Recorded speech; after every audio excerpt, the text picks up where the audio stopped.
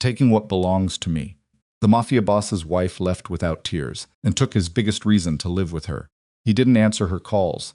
7 months pregnant, alone on a Manhattan sidewalk at 2 in the morning, Isabella Moretti called her husband 6 times. 6 times the phone rang.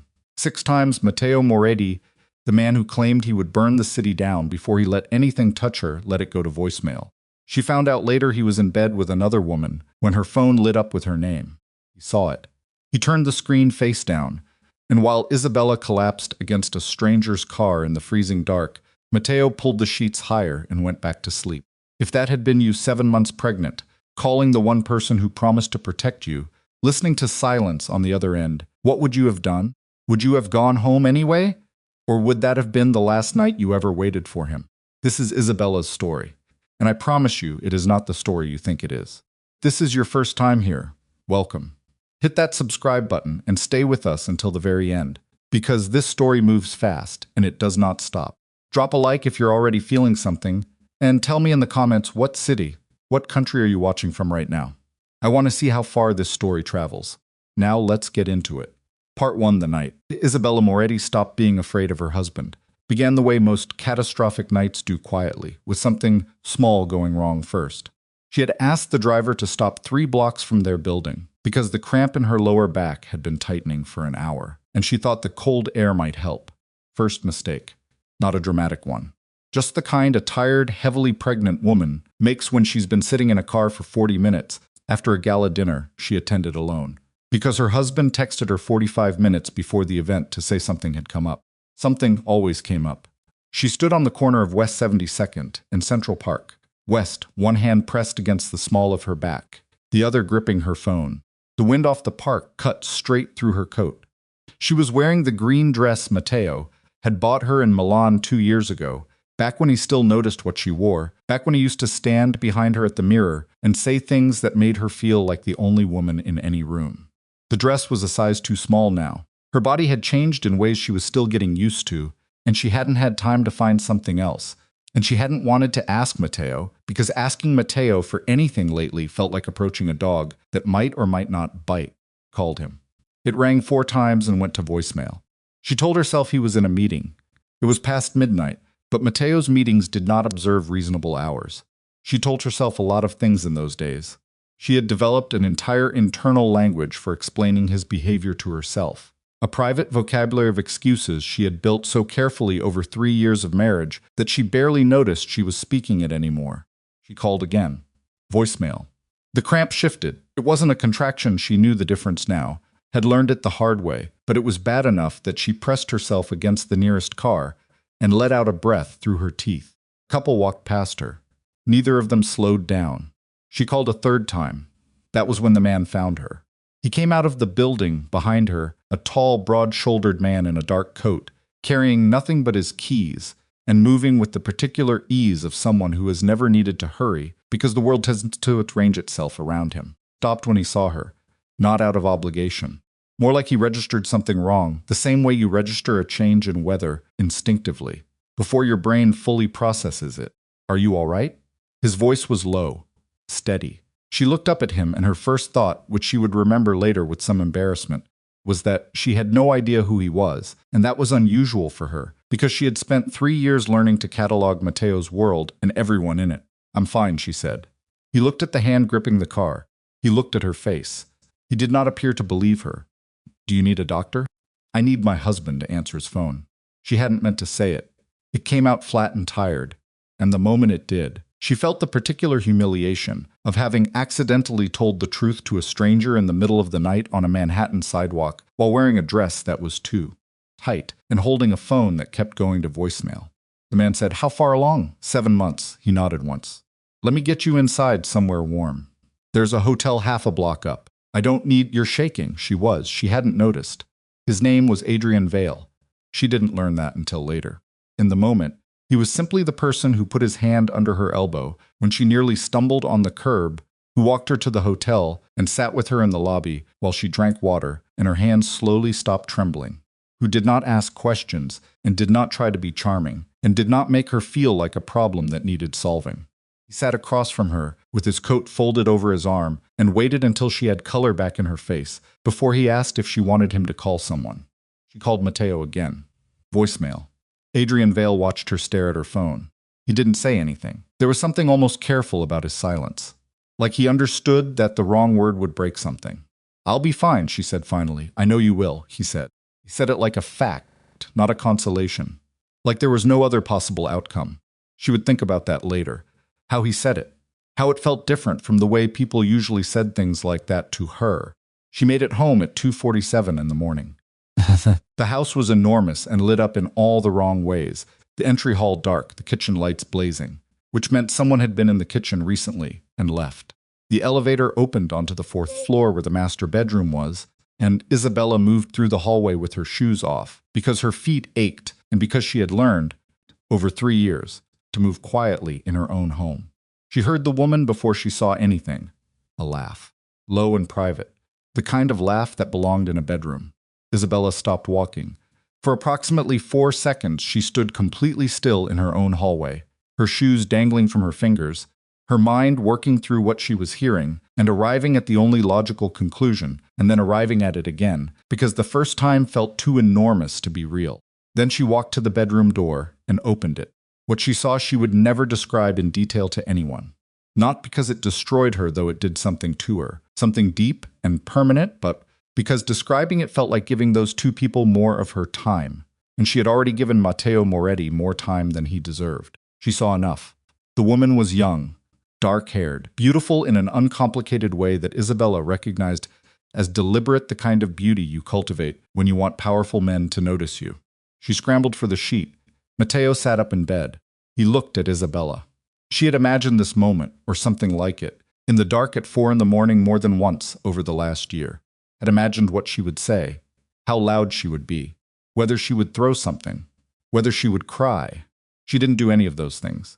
She looked at him for a long moment, and then she turned around and walked back down the hallway and got into the elevator. Matteo followed her. Of course he did not because he was sorry. She understood that immediately, but because he needed to control how this ended. He caught the elevator doors with his hand and stepped inside, still pulling on a shirt. Isabella. She looked at the floor numbers. "It's not what?" "Don't." Her voice came out very quiet. "Please don't say that. You need to calm down." She looked at him then. He was disheveled and irritated, and there was something in his face that she had been trying not to name for months, not guilt, not shame, but the particular expression of a man who is annoyed that a situation he believed he controlled has briefly escaped his management. "You didn't answer my calls," she said. "I was busy. I was on the street. I was having a bad cramp. I was alone. It was 2 a.m. You're fine. You're standing right here. You're fine." The elevator opened on the ground floor. Isabella walked out. Matteo walked after her. "Where are you going outside?" "Isabella, it's 3 a.m. You're 7 months pregnant." "I know how pregnant I am, Matteo." She walked through the front door and down the steps and stood on the sidewalk. The night air hit her face, and she breathed it in cold and exhaust-scented and real. He thought with sudden startling clarity that she could not remember the last time she had stood somewhere and felt like herself. The door opened behind her. She turned around expecting Matteo. It was Adrian Vale. He was standing at the bottom of the steps, still in his coat, with a car idling at the curb. He looked at her face and then at the door she had come out of, and his expression shifted not with pity. She was grateful for that, just with a kind of quiet understanding. "I was just leaving," he said. "Matteo asked me to drop by to discuss the Harmon Street property." He paused. "Are you all right?" Isabella almost laughed. The question had been asked of her twice in one night by the same person, and both times it meant completely different things. "No," she said. And then, before she could stop herself, "I'm not going back inside." Adrian Vale looked at her for a moment. "All right," he said. "You don't have to." The Harmon Street property was a warehouse conversion in Red Hook that Matteo had been negotiating for 6 months, a deal that Adrian Vale's investment firm was involved in as a silent partner. Isabella hadn't known the details. She hadn't known most of the financial details by then. Matteo had slowly, systematically ensured that she didn't. She thought about that in the car, sitting in the back seat of Adrian's car, while he sat in the front and gave the driver a quiet address, and she stared out the window at the city moving past. She thought about when exactly she had stopped knowing things, when exactly the accounts she used to manage had been rerouted. when exactly her name had disappeared from the decisions. She hadn't noticed it happening. That was the part that made her stomach turn. She was an intelligent woman. She had an MBA. She had run the financial operations of a mid-sized real estate firm before she met Matteo. She was not naive or careless or foolish. But Matteo had moved slowly, one account at a time, one conversation at a time, always with a reason that made sense in isolation. You shouldn't have to worry about that right now. You should rest. Let me handle it. You're too emotional about this, Isabella. You always get like this. You're reading it wrong. I was trying to protect you. She had believed him, more than that she had been grateful. Had thought, what a man to take all of this off my hands. Had not asked why a man who claimed to trust her completely needed to take everything out of her hands. The car stopped outside a brownstone in Brooklyn Heights. Adrian turned. You can stay here tonight. There's no one else here. I'll have someone bring whatever you need in the morning. I don't, she started. It's 3 a.m, he said. You shouldn't be alone, and you shouldn't go back there tonight. She wanted to argue. She had a speech prepared somewhere in the back of her mind about not being someone who needed rescuing, about being capable of handling her own situation, about not accepting help from men she barely knew. It was a good speech. She had given versions of it before. But she was 7 months pregnant and exhausted, and her back ached, and she had just watched her husband roll over in bed when she called, because the woman next to him was more important than wherever Isabella was. She got out of the car. She didn't sleep. She sat in the kitchen of the brownstone, which was clean and spare, and smelled like coffee and old wood, and she thought about the last 3 years in the particular way. You think about things at 4 a.m. when your defenses are down, not narratively, just in images, in feelings. The first year of their marriage had been something she genuinely loved. Matteo was difficult. She had known that going in intense and controlling, and not always kind, but there was something underneath the difficulty that she had believed was real. Kind of fierce, consuming need for her specifically. He looked at her differently than he looked at anyone else. In the beginning, that had felt like being chosen. Then she got pregnant the first time. The loss had cracked both of them. She knew that. Had made allowances for it, had told herself that grief took people in different directions, and that Matteo's direction was cold and internal, and that she needed to be patient. Had poured enormous amounts of herself into being patient. But Matteo's distance had never come back from that. It had just become his permanent setting, and the controlling behavior, which she had once read as protectiveness, had calcified into something harder and less loving. He didn't want to protect her. He wanted her contained, available, manageable. She thought about the accounts. She thought about how long it would have taken to move money quietly. Months, at minimum, maybe longer. While she was grieving, while she was trying to hold their marriage together, while she was hoping he would come back to her, he had been building something else. The thought landed in her chest like a stone dropping into water. She was still sitting with it when her phone rang. It was Matteo. She let it ring. By 8 a.m, she had learned 3 things. The first came from her lawyer, a woman named Patricia Cross, who had been her lawyer before her marriage, and who had maintained a careful, neutral distance from Matteo over the years, which Isabella now understood was professional judgment rather than shyness.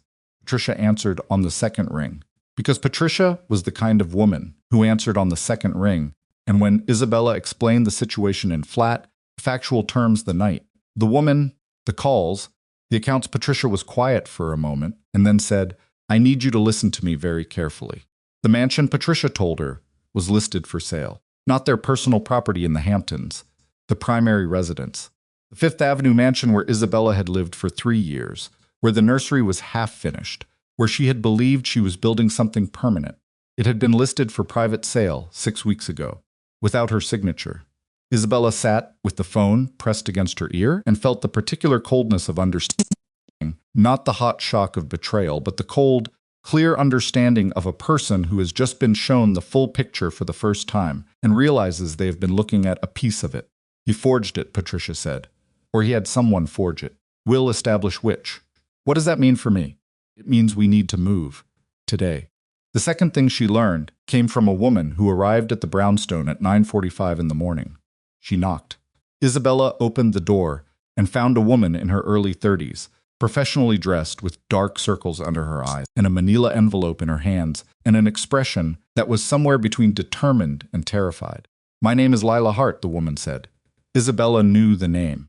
She had seen it peripherally, attached to an interior design firm that had done some work on one of Matteo's properties 18 months ago. She had not paid it particular attention. "You were in my bedroom last night," Isabella said. The woman had the grace to flinch. "Yes, I was." She held out the envelope. "I need you to see this. He told me you were separated. He told me the marriage was over for a long time. I believed him. I don't know if that matters to you, but I believed him, and then I found these." Isabella took the envelope. Inside, bank statements, hotel receipts, financial transfer records, and something else, a document she had to read twice before she understood what she was looking at. It was a healthcare proxy form. Her name was on it. Her signature was on it. She had never signed it. The form gave Matteo Moretti full authority to make medical decisions on her behalf in the event she was incapacitated. Her handwriting had been duplicated so precisely that if she hadn't known for certain she had never seen this document, she might have believed she'd signed it herself. She sat down on the nearest chair. Lila Hart stood in the doorway. "He controls your medical decisions," she said softly. "If something happens during the delivery, if you're unconscious, for any reason he decides. Not the doctors. Not your family. Him." Isabella looked at the document. She thought about her daughter 8 weeks from being born. She thought about what could go wrong in a delivery room. She thought about the first pregnancy, the loss, the way Matteo had handled it, the way he had been the one to speak to the doctors while she was still barely conscious, the way the timeline afterward had never quite added up, the things the medical staff had said that she had not had the energy to question at the time. She looked up at Lila. "Tell me everything," she said. Lila Hart told her everything. It took 2 hours. Leela sat across from her in the kitchen of the Brooklyn brownstone and told her about 18 months of a relationship she now understood had been constructed on lies. And as she spoke, Isabella assembled the picture with the cold precisions of someone who has spent 3 years learning to read a man who thought she wasn't paying attention. The affair had begun, Lila said, not as a seduction, but as a transaction. Matteo had targeted her, she used the word deliberately, with a steadiness that suggested she had been working up to it. For some time had positioned himself in her professional life, and then her personal life with methodical patience. Had told her the marriage was over. Had told her Isabella was unstable, emotionally volatile, difficult to manage. Had constructed a version of Isabella that Lila had believed because she had no reason not to.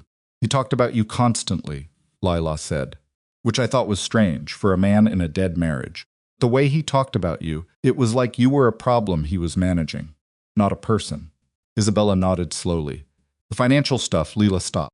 "How much do you actually know about his finances?" "Less than I thought I did." Leela set 3 additional documents on the table. "He's been borrowing against everything. The empire, the legitimate businesses, and the other ones he's been hemorrhaging money for 2 years. Gambling debts, mostly, and some investments that went catastrophically wrong. He's been moving assets into accounts in your name to protect them from his creditors. Which means when this collapses, and it's going to collapse those debts attached to you." Isabella looked at the documents. "He's been using me as a firewall," she said. "Yes. And the properties he's liquidating. The mansion. 2 others. He needs cash fast, and he can't access it without your signature, so he forged it." "Yes." Isabella pressed her fingers against the edge of the table, felt the wood grain, grounded herself in something solid. There was one more thing. She could feel it coming. The way you can feel a final piece of information before it arrives. The way the air changes before something breaks. "Is there anything else?" she asked. Leela looked at her hands. "There's a woman named Nora Bennett. She has a 2-year-old son." She paused. "The boy is Matteo's." The room was very quiet. "The support payments," Lila continued, her voice lower now, "are coming out of an account in your name. He opened it 3 years ago, shortly after your wedding. The account exists on paper as a household management fund." Isabella sat very still. A 2-year-old son, opened 3 years ago, shortly after the wedding, which meant the entire time she had been trying to grieve a lost pregnancy and hold her marriage together and understand why her husband had become a stranger. The entire time she had been blaming herself for not being enough, for being too emotional, for not being able to give him what he needed. Matteo had been supporting another family with her money. She thought about the woman, Nora Bennett, thought about a 2-year-old child who had nothing to do with any of this. Then she thought about her daughter, 8 weeks away, the nursery with its half-painted walls. She picked up the documents. She picked up the envelope. She set them in a careful pile. "I need you to give me everything you have," she said. Copies of all of it. And I need you to be willing to put your name on it. Lila looked at her. He's dangerous, Isabella. I know what he is. If he finds out, he already found out I left. She met Lila's eyes. Question is what he does next. And I'd rather be moving when he does it. Matteo called 11 times that morning. She didn't answer. He sent 3 messages. The first said, "Come home. We need to talk." The second said, "This is ridiculous. You're being emotional." The third said, "Isabella, if you don't answer me in the next hour, I will come find you." She showed Adrian Vale the messages when he returned to the brownstone at noon. He read them without expression. "Do you want me to call anyone? I want to know something." She watched his face. The Harmon Street property. "Why were you there last night at 3 in the morning?" Small pause. "Matteo called me in. Said the deal needed to be restructured urgently and it had to be in person." He looked at her steadily. "I should tell you that I've been growing increasingly uncomfortable with the financial elements of that deal for some months. Several of the accounts involved have structures that don't make sense for a legitimate property transaction. He's been moving money through it. That was my concern, yes. Are you going to report it?" Another pause, longer this time. "I'm going to cooperate with any investigation that arises," he said carefully. "I have no interest in being a shield for someone else's criminal exposure." She nodded. "Good," she called Patricia Cross back at 12:30. "We're moving," Isabella said. "All of it. The documents, the account records, the healthcare proxy, I want it all in front of the right people, before he has any idea what's coming." "Isabella," Patricia said, "once we do this, it becomes a federal matter. You understand that?" "I know." "He will not. I know what he'll do, Patricia." Her voice was flat and clear. "I have been married to this man for 3 years, and I know exactly what he's capable of. That's why we're doing this now, while I'm still the one moving, and he's still the one standing still." There was a brief silence. "All right," Patricia said. "Give me everything you have. I'll make the calls." She found out about her first pregnancy that afternoon. Patricia's investigator, a former federal agent named Rachel Kim, who operated with the efficiency of someone who had learned to move through other people's lives professionally, had been working since morning. 2:15, she sent a file. Isabella read it alone in the back bedroom of the brownstone. The records were from the hospital. The pregnancy had ended badly, she knew that, had lived with that, had spent a year rebuilding herself after it. But the records showed something she had not known. Something she had been in no position to notice at the time, because she had been unconscious, and because the person who had spoken to the medical team in her place was Matteo. The decisions made during that period, the treatment choices, the timeline had not been made in accordance with standard protocol. There were notes in the file from a supervising physician who had flagged the situation and then been apparently overruled. Notes that suggested the patient's advocate, her husband, had made choices that prioritized certain outcomes over others. Put the file down, picked it up, read it again. The loss she had carried for 2 years, the grief she had blamed herself for, the months she had spent wondering what she could have done differently, whether she had been too careless, too trusting of her body, too slow to recognize the warning signs. Matteo had stood beside her bed in that hospital and told her it wasn't her fault. She sat with this for a long time. Outside, traffic moved through the Brooklyn streets. Someone was cooking something. On a floor above, she could smell it faintly. The afternoon light moved across the wall. Her daughter moved inside her. Small, certain pressure, alive and insistent and real. Isabella put her hand on her stomach. "I've got you," she said quietly. The room, to herself. To the daughter who would be born into a different world than the one Isabella had been living in. She picked up her phone and called Patricia Cross. "Rachel's file," she said, "the hospital records. I need those in front of someone today." Already being reviewed, Patricia said, "Isabella, are you?" "I'm fine," she paused. "I need something else. There's a woman named Nora Bennett. She has a child. I want her contacted through your office. She needs legal protection, and she needs to know she's not going to be collateral damage in this." A brief silence. "You want to protect her." She didn't know the full picture. Neither did Lila Hart. Matteo made sure of that. Isabella's voice was steady. He isolated every person who might have compared notes. That's what he does. But I'm not going to let Nora Bennett and her son go down with him because he used their account to hide money. "Understood," Patricia said quietly. At 4 in the afternoon, Matteo arrived in Brooklyn. She didn't know how he found her. She suspected he had resources she didn't fully understand. He had always had resources she didn't fully understand, which had once seemed like strength and now seemed like something else. He arrived with his brother Gareth, a harder, louder version of Mateo. Kind of man who solved problems with his hands first and his brain occasionally, and they came to the door of the brown stone, and Gareth knocked hard enough to rattle the frame. Adrian's security answered the door. Isabella listened from the kitchen. She could hear Mateo's voice. It was the voice he used when he was performing calmness, low, measured, controlled, which was worse than his actual anger, because his actual anger was at least honest. "Tell her to come out," she heard him say. "I just want to talk to her." One of the security staff said something she couldn't hear. Mateo said, "She's my wife." She walked to the hallway. She didn't go to the door. She stood at the end of the hallway and looked at the rectangle of daylight visible through the half-open door, at her husband's silhouette and his brother's behind it, and she felt something shift in her chest. Not fear. She had expected fear. Instead, it was something closer to clarity, the particular devastating clarity of a person who is finally seeing a thing exactly as it is instead of as they wished it were. Mateo saw her, Isabella. He moved forward and the security man put a hand on the door.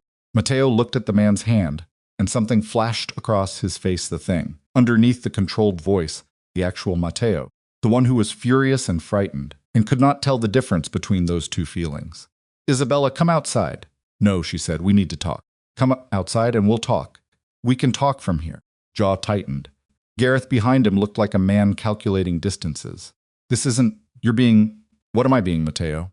Stopped. She looked at him across the hallway and across the doorway and across 3 years of excuses she had made for him, and she felt, for the first time in longer than she could remember, completely unafraid. "You forged my signature on a healthcare proxy," she said. "You listed our home for sale without my knowledge. You opened accounts in my name and moved money through them. You have a child with another woman." She said each thing the way you set down something heavy deliberately, without rushing. "I know about all of it." Mateo's face changed. "And I know about the hospital," she said. The silence that followed was different from any silence she had experienced with him before. Gareth took a half step back. Mateo stood completely still. "Isabella, I'm not coming back inside." She meant inside the house. She meant inside the marriage. She meant inside the version of her life that had been built around his needs at the expense of her own. This time, Mateo looked at her for a long moment. When he spoke again, the controlled voice was gone. "You think this is over?" he said. "You think you can just walk away from me? I will burn everything." "You already tried," she said. "You burned our accounts. You burned our home. You burned our first pregnancy." Her voice didn't shake. She was mildly surprised to discover that. "There's nothing left for you to burn." Gareth said something in a low voice to Mateo. Mateo didn't move. He was looking at Isabella with an expression she had never seen on him before, and it took her a moment to understand what it was. He was looking at her the way a man looks at something he has lost. "I'm taking what belongs to me," she said quietly. "My name, my accounts, my freedom, and my daughter." She held his gaze. "She's the biggest reason you ever had to be a better man, and you wasted it." The security man moved the door. Mateo's hand shot out. "Don't." The door closed. In the kitchen, Isabella sat back down. Her hands were in her lap. Her heart was hitting hard against her ribs. Adrian Vale appeared in the kitchen doorway. He had clearly been somewhere close enough to hear, or close enough to move fast if he needed to, and he had the particular stillness of a man deciding not to say the wrong thing. "Patricia is on her way," he said after a moment. "Good. Are you... Don't ask me if I'm all right." A pause. "Fair enough." She looked at her hands. Outside, she could hear the sound of a car door. Then another. Then silence. Mateo was gone for now. But she understood, with the same cold clarity that had been her companion all day, that he would not accept this quietly. He had too much to lose. He had built his entire world on the assumption that she would stay, that she would be manageable, that she was contained.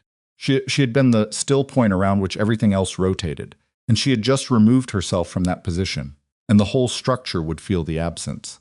What he did next would determine everything. She pressed her hand against her stomach. Her daughter pressed back. "All right," Isabella said quietly. "Go." Part 2. Patricia Cross arrived at the brownstone at 6:17 in the evening, carrying a leather briefcase that looked like it had been through a war and an expression that matched it. She was 61 years old, gray-haired, and moved through rooms the way certain lawyers do, like every space she entered immediately became a place where decisions were made. She set her briefcase on the kitchen table without being invited to, opened it and spread 7 documents across the surface before she said a word. "I need you to look at all of these," she said to Isabella. "In order. Don't skip ahead. Isabella sat. Adrian Vale moved to the doorway of the kitchen and leaned against the frame. Patricia glanced at him once, and then back at Isabella, and something passed between the two women, a silent negotiation about who was in this room and why, and then Patricia let it go and pointed at the first document. This is the listing agreement for the Fifth Avenue property. Signed 43 days ago. She tapped it. This is a copy of your signature from your mortgage documents, signed 4 years ago. Look at them side by side. Isabella looked. The signatures were very close. Not perfect now that she was looking for it. Now that she knew, she could see the slight variation in the loop of the I, the way the tail of the A lifted differently, but close enough that anyone who wasn't looking for discrepancies would have missed it entirely. The notary who certified the listing agreement has been used by Mateo's firm 14 times in the past 2 years, Patricia said. His office is 2 blocks from one of Mateo's shell companies. She moved to the second document. This is the healthcare proxy. Different forger. We think the stroke pressure is different, slightly lighter. The notarization comes from the same office. Isabella touched the edge of the healthcare proxy without picking it up. He had a system, she said. He had a system, Patricia confirmed, which means this wasn't reactive. He didn't panic and forge a signature because he needed something quickly. He built this infrastructure. Notary, document preparer, account structures, all of it constructed over time. She paused. The healthcare proxy was dated 14 months ago, Isabella. He filed it 14 months ago. 14 months ago, Isabella had been 5 months pregnant with her daughter. She had been at her most vulnerable. She had been genuinely hoping that the pregnancy would bring Mateo back to her, that the child would be the thing that broke through the distance and returned him to something resembling the man she had married. While she was hoping that, he had been filing paperwork to control her medical decisions. She breathed out slowly through her nose. What do we do first? The Financial Crimes Unit of the FBI has been quietly investigating Mateo's organization for 8 months, Patricia said. I made a call this morning. They're interested. She looked at Isabella steadily. If you cooperate, if you provide what you have and what Lila Hart has, you become a victim, not a participant. Your name gets separated from the accounts he opened under your identity. But it has to be formal. It has to be documented. And it has to happen before he has any idea it's coming. He already knows I have something, Isabella said. When I told him about the hospital, about the first pregnancy, his face, she stopped. He knows I know too much. Patricia nodded slowly. Then we don't have as much time as I'd like. She began stacking the documents back into order. I have a meeting set for tomorrow morning at 9. Federal Building on Worth Street. Can you be there? Yes. I want Rachel Kim there as well. She has the hospital records, and she's been pulling financial threads all afternoon. Patricia paused. One more thing. Nora Bennett. Did someone reach her? Rachel did, an hour ago. Patricia's voice shifted slightly, not softer exactly, but more careful. She's been living in a 2-bedroom in Hoboken. She knew about you. Not the full picture, not that Mateo was still in the marriage, not that he was actively deceiving both of you simultaneously. But she knew he had a wife. She thought the situation was as he described it. A pause. She's frightened. Of Mateo? Isabella thought about that. A woman alone in Hoboken with a 2-year-old, frightened of the man who was paying her rent through accounts opened in someone else's name. A child who had done nothing except be born to the wrong father. Tell Rachel to offer her whatever she needs, Isabella said. Legal representation, relocation, whatever it takes, to make sure she understands she's not the target here. Patricia looked at her for a moment. Not with surprise. Patricia Cross was not easily surprised, but with something that might have been respect. All right, she said. At 8 in the evening, Mateo called Lila Hart. Lila was sitting in her car outside her apartment building in Midtown, unable to make herself go inside. And when his name appeared on her screen, she stared at it for 4 full rings before she answered. Where are you? His voice was flat, controlled in the way that meant nothing good. Home, she said. She wasn't. She was in her car, but she had learned over 18 months that the specific location of home was less important to Mateo than the idea of her being contained somewhere. I need you to tell me exactly what you gave her. Lila's hand tightened on the phone. Mateo, I'm not asking you twice. She had known this was coming, had known it from the moment she handed that envelope to Isabella Moretti, had known that the act of giving it had crossed some line that she could not uncross. But knowing something is coming and feeling it arrive are different experiences, and the flatness in Mateo's voice made her stomach drop in a way that was entirely physical. I gave her the bank statements, she said. The transfer records. The hotel receipts. Silence. The healthcare proxy, she added. More silence. The kind that has weight. How did you get the healthcare proxy? He said. It wasn't a question. It was the beginning of an accounting. Found it. In your apartment. In the file cabinet in the study. You gave me the key last month when you asked me to pull the Harmon Street documents. I gave you the key for one specific folder. I know what you gave me the key for. Her voice surprised her steadier than she felt, and I know what I found when I was looking. She gripped the steering wheel with her free hand. Mateo. She was alone in the street, 7 months pregnant. You didn't answer her calls. That is none of your. I answered mine. I walked into your apartment and I saw what I saw. And I have been telling myself for 18 months that you were an honest man in an honest situation, and none of it was true. The steadiness in her voice was fraying at the edges now. What did you do to her first pregnancy? The silence that followed was so complete that for a moment she thought the call had dropped. Then, don't ask me questions you don't want answered. She hung up. She sat in her car in the parking garage for 20 minutes before she stopped shaking enough to drive. Gareth Moretti found his brother in the study of their family's secondary property, a townhouse in the West Village that technically belonged to a holding company based in Delaware, sitting in a leather chair with a glass of whiskey he hadn't touched and his phone on the desk in front of him. Gareth had known Mateo for 41 years. He knew every version of his brother's face. He had seen Mateo's anger and his fear and his charm and his grief. The face his brother was wearing now was none of those things. It was the face Mateo wore when he was calculating. Leela gave her everything, Mateo said without turning around. How much is everything? Enough. He picked up the glass, looked at it, set it back down. The accounts, the proxy, the property listing. Gareth pulled a chair and sat. He was a bigger man than Mateo, broader, less polished, the kind of presence that filled a room through physicality rather than authority. And he had spent most of his adult life being the blunt instrument his brother occasionally required. He was comfortable with that role, had chosen it in some ways. But there were moments, usually moments like this one, when he understood that his brother's capacity for cold calculation was something he genuinely did not share. The hospital, Mateo said. Gareth went very still. She mentioned it. At the door, Mateo's voice was even. She said she knows about the hospital. How? She has someone pulling records. A pause. Rachel Kim, former federal. Gareth let out a slow breath. Then we need to move. The financial stuff we can manage there, our structures. There are ways to... The hospital can't be managed, Mateo said quietly. If they pull the full file, if someone actually looks at what happened in that room. He stopped. Gareth looked at his brother's profile. Mateo, what exactly did you do? Another silence, longer. I made a decision, Mateo said. At the time, I believed it was the right decision. For the business. For the continuation of... He stopped again. Pregnancy was complicated. There were choices to be made. I made them. Gareth stared at him. He was a man who had done hard things in his life. He had made peace with most of them. But something about the flatness of his brother's voice, something about the precision of I made a decision. For the business, something about that made his stomach turn in a way that was new. Mateo, find out where she's staying, Mateo said. Picked up his whiskey, and find out how much the investigator has. Rachel Kim was at her desk at 10:15 that night when her phone showed a number she didn't recognize. She didn't answer unknown numbers. She let it go to voicemail, listened to the message, and then sat very still for a moment before she called Patricia Cross. Someone just left me a message, she said. Male voice. Didn't give a name. Said I should think very carefully about how deep I want to dig into certain medical files. Patricia was quiet for 2 seconds. Was it a threat? It was phrased as advice. Rachel's voice was dry. Very friendly advice. The kind where the friendliness does a lot of heavy lifting. Can you trace the number? Already running it. It'll bounce through 3 intermediaries and come back to nothing, but I'm running it. She shifted in her chair.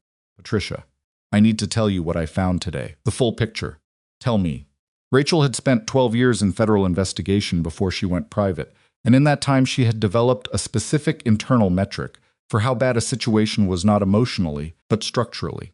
How many pieces? How many directions? How many people had been touched? By that metric, the Moretti case was one of the worst she had seen in 5 years of private work. The financial exposure is significant, she said. The accounts in Isabella's name have been used to route payments in at least 3 separate ongoing arrangements, Nora Bennett's support, debt service on 2 gambling accounts, And something else I'm still untangling that looks like it might be payments to a city official. She paused. But the hospital records are the thing, Patricia. I need you to understand that. Tell me. The first pregnancy ended at 31 weeks. The official cause was placental abruption. That's accurate, the abruption happened. But what the records show, if you read the full clinical notes, including the physician annotations that were never transferred to the summary file, is that a specific treatment protocol was available that significantly increases survival outcomes in abruption cases. It was not administered. She paused. The attending physician flagged it. Twice, both flags were overridden by Matteo. He had a healthcare proxy for the first pregnancy, too. Different document verbal consent, given at intake, which was legal and legitimate. But he used it. He was the decision maker in that room. Patricia said nothing. The treatment that wasn't administered would have required Isabella to remain in the hospital for a minimum of 3 additional weeks, Rachel continued, during which time she would have been incapacitated and unable to sign or review any financial documents. She let that sit. I pulled the dates. During those 3 weeks, the 3 weeks she would have been hospitalized, 2 significant financial transfers occurred that required her signature. Transfers that moved substantial assets out of joint accounts and into structures solely under Matteo's control. The silence on the line was complete. He let the pregnancy fail, Patricia said finally. Her voice was very quiet. To keep her out of the hospital. I can't prove intent, Rachel said, not yet. But the pattern is there. She pressed her fingers against her forehead. Patricia, she needs to know this, I know. Before tomorrow. She needs to know before she walks into that federal building. I know, Patricia said again. I'll tell her tonight. It was 11:40 when Patricia Cross knocked on the door of the brownstone. Isabella was awake.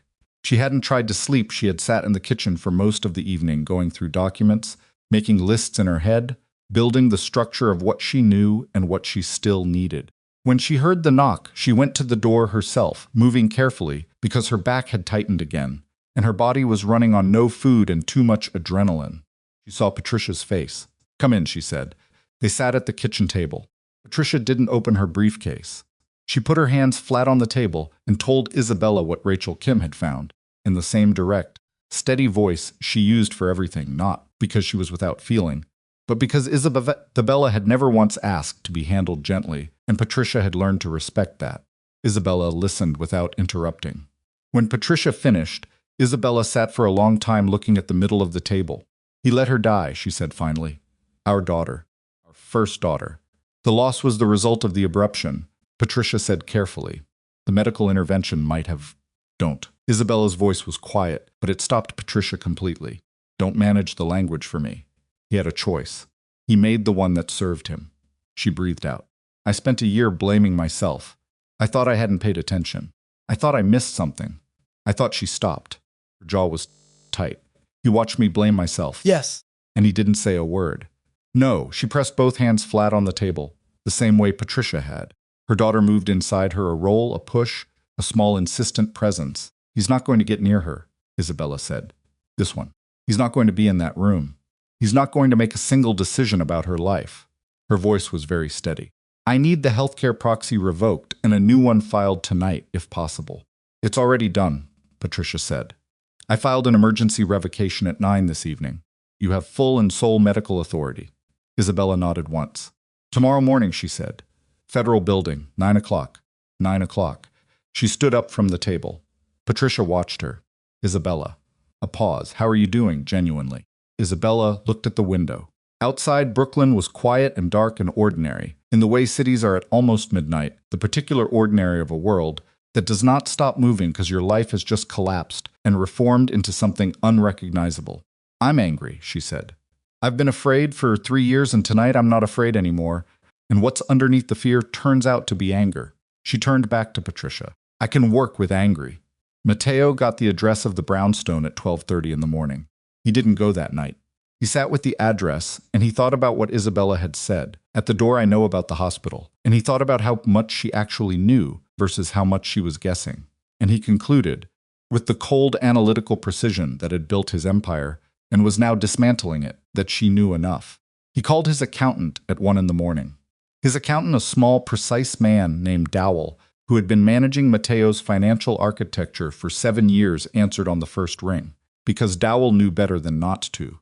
The account's under her name, Matteo said. I need them moved. Dowell was quiet for a moment. Matteo, if someone is already looking, then I need them moved before anyone finds them. Moving them now creates a paper trail. The movement itself becomes evidence. Dowell's voice was very careful. Federal agents are already involved, and I have reason to believe they might be. I received an inquiry today from a compliance officer at Dowell. The bank, and I flagged it to you in an email this evening, which I understand you may not have. Dowell. Matteo's voice cut through. Do what I'm telling you. A long pause. Then I need you to understand that if I do this, I'm personally exposed. Whatever protection I've had through the structure of our arrangements, moving money now, in the middle of a potential federal inquiry, removes that protection. You were already exposed the moment they started looking, Matteo said. Question is whether you're exposed with something to show for it or exposed with nothing. Another silence. I'll need 24 hours, Dowell said. You have 12. He hung up. He sat in the dark of the West Village townhouse, and he thought about Isabella's face at the door of the brown stone. The steadiness of it. The way she had stood there and listed everything she knew accounts, proxy, hospital, with the calm of someone who has already made all their decisions and is simply reporting them. He had chosen her specifically because she was smart, had been attracted to her intelligence before anything else, had believed, for reasons he had never fully examined, that her intelligence was a thing he could direct, that a smart woman who loved him would use her intelligence in his service. He had not considered that she might use it against him. Gareth knocked and entered, without waiting. He had a piece of paper which he set on the desk. The investigator, Gareth said. Rachel Kim, she's ex-federal. 12 years, Financial Crimes Division. Matteo looked at the paper. She's been digging into the hospital records, Sarah said. I have a source at the records office. She requested the full clinical file this morning, not the summary, the full annotated file. Matteo's hand was very still on the desk. If she reads those annotations, Gareth started. She's already read them, Matteo said. Gareth looked at his brother. Tricia Cross called an emergency court filing. At 9 this evening, Matteo continued. I have someone at the court office. The filing revoked the healthcare proxy and cited new evidence of fraudulent documentation. He paused. They're not investigating the proxy anymore. They've moved past it. They're building the full case. Then we need to. I know what we need to do. Gareth sat down heavily. Matteo. The hospital. He stopped, started again. I didn't know the full story. When it happened, I thought you said it was a medical complications. It was a medical complication that you managed. Silence. Tell me you didn't. Gareth's voice was lower now. Rougher. Tell me that decision wasn't what I think it was. Matteo looked at his brother. In the lamplit study of the West Village townhouse, the two men looked at each other across 30 years of shared history, shared crimes, shared loyalty, and Matteo said nothing at all, which was its own kind of answer. Gareth stood up. He moved to the window and stood with his back to the room, and his shoulders were very tight. We're past managing this, he said finally. I'm aware. The FBI, the financial records, the hospital, Matteo. If Isabella walks into that federal building tomorrow. She won't. Gareth turned around. What does that mean? It means I know where she is. Matteo's voice was flat and certain, and empty of anything that sounded like conscience. And I know what she's planning to do. And I'm going to make sure she understands that there are consequences to decisions before she makes them. She's 7 months pregnant. I know what she is. Matteo Gareth. His voice cut the room cleanly. I need you to be useful right now. Can you do that? His brother looked at him for a long time. Something moved across Gareth's face, something complicated, something that might have been the beginning of a line he hadn't crossed before, hovering at the edge of whether to cross it now. Then it passed. What do you need? Gareth said. At 2 in the morning, Isabella's phone rang. Unknown number. She looked at it. Her first instinct was to ignore it. She had received 3 calls from numbers she didn't recognize in the past 6 hours, all of them almost certainly connected to Matteo's network, all of them designed to rattle her. She had ignored all 3. But something made her answer this one. The voice on the other end was a woman's, young, frightened. Is this Isabella Moretti? Who is this? My name is Nora Bennett. A breath. I'm sorry to call so late. The lawyer's investigator gave me this number and said I should use it if... Another breath, shakier. I need you to know something. I wasn't going to call. I didn't think it was my place. But someone came to my apartment tonight. One of Matteo's people. He didn't do anything, he just stood in the hallway, and he looked at me, and he said Matteo wanted me to know he hadn't forgotten about me. A pause.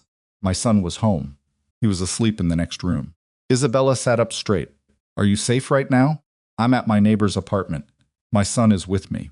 The woman's voice was trying very hard not to break. I've been trying to leave for 6 months. I have nowhere to go. He controls the account. He controls the apartment lease. He controls... I know, Isabella said. I know exactly what he controls. She was already thinking, already moving through the logistics. Don't go back to your apartment tonight. Stay where you are. I'm going to call someone, and they're going to get you out of there in the morning. First thing, before 9 o'clock. Do you understand? Why would you help me? The question was raw and simple, and Nora Bennett clearly hadn't intended it to come out that way, hadn't intended to sound quite that lost. Isabella thought about it, honestly, the way you think about things at 2 in the morning, when you're too tired for anything but the truth. Because he did the same thing to both of us, she said. He just used different methods. She paused. And because you have a son who didn't choose any of this. A long silence on the line. Thank you, Nora said. The 2 words came out, barely held together. Don't thank me yet. Just stay where you are. She hung up and immediately called Patricia's emergency line. Patricia answered on the second ring. Matteo sent someone to Nora Bennett's apartment tonight, Isabella said. She's safe for now, but she needs to be moved first thing in the morning. I'll call Rachel. Patricia's voice was alert and already moving. Isabella, he's escalating, Isabella said. He sent someone to a woman alone with a toddler in the middle of the night. That's not a man who's trying to negotiate. She stood up, moved to the window, looked at the dark street below. He's trying to close every exit. I know. Which means tomorrow morning has to happen. It will, make sure of it, Patricia. Her voice was steady and very cold. Because if he gets to that meeting before I do, if he finds a way to block it, delay it, discredit any of the documents, we lose the window. And I am not going to spend the rest of my life waiting for another one. Understood. A pause. Get some sleep if you can. She hung up without responding to that particular suggestion, because sleep was not something her body was interested in. She stood at the window and watched the street below ordinary Brooklyn, parked cars, a lone dog walker moving fast in the cold, and she thought about the progression of the last 20 hours. She had left Matteo's building at 3 in the morning. It was now 2 o'clock the following morning. In 23 hours, she had learned about the mansion listing, the forged signatures, the hidden accounts, the healthcare proxy, Nora Bennett and her son, and the first pregnancy. She had talked to Patricia, to Adrian Vale, to Lila Hart, to Rachel Kim, to Nora Bennett. She had given a federal investigative unit enough to open a formal file, and Matteo, in the same 23 hours, had called her 11 times, sent 3 messages, arrived at the brownstone with his brother, threatened his own accountant, and sent a man to stand in a corridor outside a woman's apartment while her toddler slept. The difference between those 2 lists told her everything she needed to know about the next 24 hours. She went back to the kitchen table, sat down, pulled the stack of documents toward her.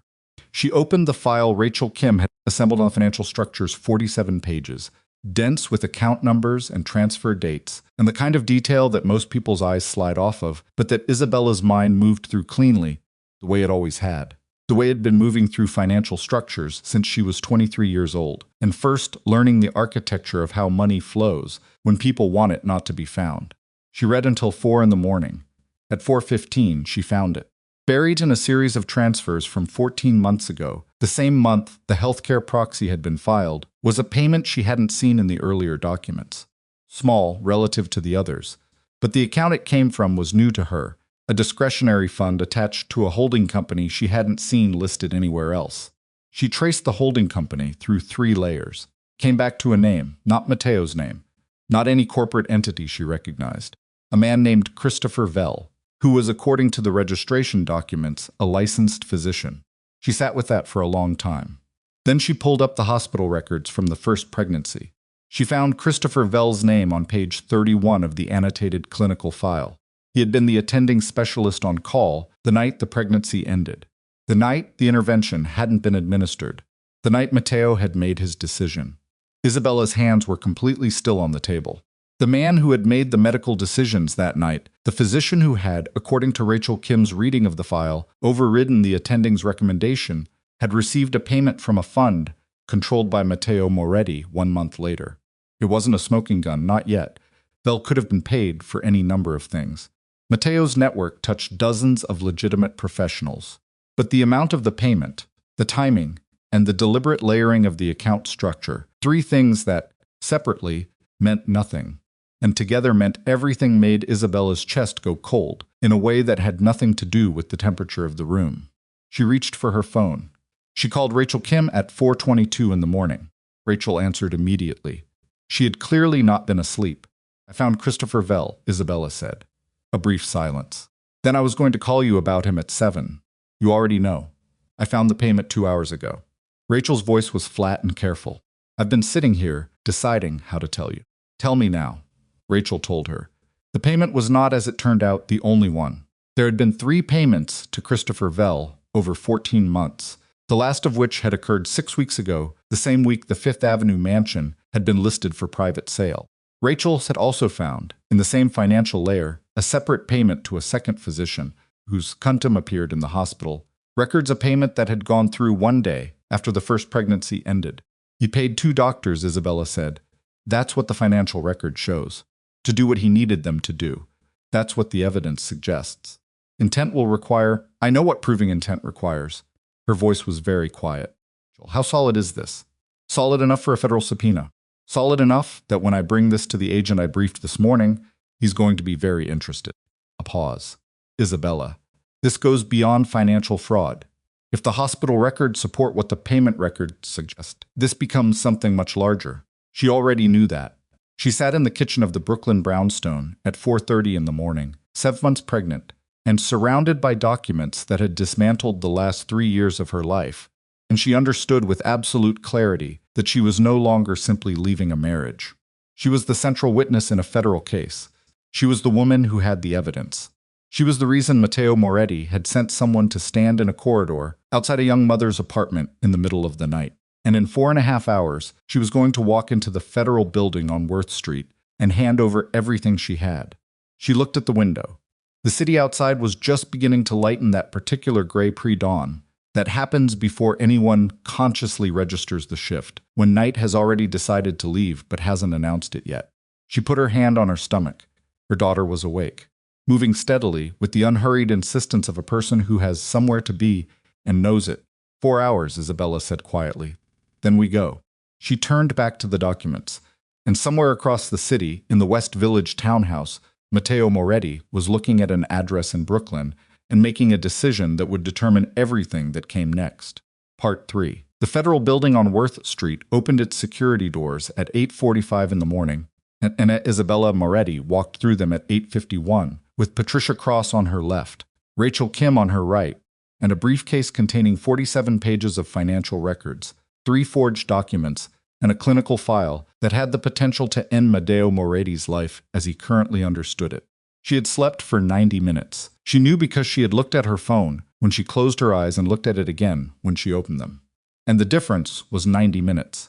Her back ached with the specific intensity of a body that has been under sustained stress for too long, and the baby had been restless since 4 in the morning, shifting and pushing in a way that felt less like movement and more like protest. She walked through security with her coat and her shoes and her phone in the tray. And she stood straight while the machine ran its check, and she did not let herself think about anything except the next 10 minutes. That was the only way through. 10 minutes at a time. The agent waiting for them on the 4th floor was a woman named Diane Marsh, mid-40s, with the particular economy of movement that came from years of sitting across tables, from people who were deciding whether to tell the truth. She shook Isabella's hand, looked at her face with the brief, professional assessment of someone cataloging what she was dealing with, and then led them to a conference room with a long table and windows that looked out over Lower Manhattan. "Thank you for coming in," Marsh said. "Let's not do pleasantries," Isabella said. "I have 4.5 hours before my OB appointment, and I want to get through everything before then." Marsh looked at her for a moment, and then a very small, controlled smile crossed her face. "All right," she said. "Let's start with the accounts." They were 40 minutes into the meeting when Patricia's phone vibrated. Patricia glanced at the screen under the table, a habit she had, keeping her phone just below the table's edge during sensitive meetings, and something shifted in her expression. Subtle. The kind of shift that only someone who had been watching Patricia Cross's face for years would catch. Isabella caught it. She didn't say anything. She kept her eyes on Diane Marsh and kept answering the agent's questions about the account structures, about the transfers, about the timeline of when she had first noticed discrepancies. But a part of her mind had split off and was waiting. 3 minutes later, Patricia excused herself from the table. She was gone for 4 minutes. When she came back, she sat down, and she put her hand flat on the table, near Isabella's arm, not touching, just close, and she waited for a natural break in the conversation. "I need a moment with my client," she said to Marsh. Marsh nodded and stepped out with Rachel Kim. Patricia turned to Isabella. "Dowell is talking," she said. Isabella stared at her. "Mateo's accountant. He called the FBI's financial crimes tip line 40 minutes ago. He's offering full cooperation in exchange for immunity consideration." Patricia kept her voice very even. "He's been talking for 35 minutes. They're taking his statement in a room 2 floors above us right now." Isabella processed this. Mateo burned him. Mateo called him last night and told him to move the accounts. Dowell told him moving them would create exposure. Mateo told him to do it anyway. Patricia paused. Dowell has been in this business for 7 years. He knows what it means when the man at the top stops caring about collateral damage. Protecting himself, yes, but what he's giving them. Patricia lowered her voice slightly. Isabella Dowell has records that predate everything Rachel found. We're talking 5 years of account structures, shell companies, the full architecture. She looked at Isabella steadily, including records from the period of your first pregnancy. Records that show payments to Christopher Vell were not isolated. They were part of a larger pattern of payments to medical professionals that Mateo used across multiple situations over multiple years. The room was very quiet. "Multiple situations," Isabella said. Dowell is still talking. "We don't have the full picture yet." Patricia held her gaze. "But what this means for you, for our position, is that we are no longer the only voice in that room. We have corroboration from inside Mateo's own financial operation." Isabella sat with this. She had expected to walk into this building and be the person carrying the weight, the single source. The woman whose credibility Mateo's lawyers would spend 6 months attacking. She had prepared herself for that, had accepted it as the price of doing this correctly. She had not expected an ally to appear from inside Mateo's own structure. Dowell knew, she said, about the hospital. Patricia was quiet for a moment. He knew about the payments. What he understood about their purpose will establish that. He knew, Isabel said again, flat certain. Patricia didn't contradict her. Isabella looked at the window. Lower Manhattan spread out below them, ordinary and enormous and entirely indifferent to the fact that in this room, in this building, a life was being dismantled document by document. "Bring Marsh back in," she said. "Let's finish this." They finished at 11:47. Marsh shook Isabella's hand at the door of the conference room and said, with the measured precision of someone who chose every word deliberately, "You've been very thorough, Mrs. Moretti. That's going to matter." Isabella nodded once. In the elevator going down, Rachel Kim said, "He's going to know by this afternoon." "I know. When he finds out Dowell flipped, I know what he'll do." Isabella watched the floor numbers descend. "How long until they move on him?" "The warrant process takes time. They'll want to build the full picture before they approach him directly. They don't want to spook him into destroying anything that hasn't already been secured." Rachel paused. "Realistically, 48 to 72 hours before any formal action. 48 to 72 hours. During which Mateo Moretti would know that his accountant had walked into a federal building, would know that Isabella had been there that morning, would know that the architecture he had spent years building was being taken apart floor by floor. "We need to move Nora Bennett today," Isabella said. "Already done." Rachel's associate picked her up at 7 this morning. Patricia pressed the lobby button again, though it was already lit. She and her son are in a safe location. She's been connected with independent legal representation. The elevator opened. They walked through the lobby and out into the November air, and Isabella stood on the sidewalk for a moment and let the cold hit her face. Worth Street was ordinary morning traffic delivery trucks, pedestrians with coffee, a taxi leaning on its horn half a block up, the world moving at its usual speed, unaware that anything had shifted. Her phone rang. It was a number she didn't recognize, but the area code was local and something made her answer it. Mrs. Moretti, a man's voice. "Professional, careful. My name is Stephen Lark. I'm an attorney. I represent Christopher Vell." Isabella went very still on the sidewalk. Patricia looked at her face and immediately moved closer. "How did you get this number?" Isabella said. "Dr. Vell would like to meet with you."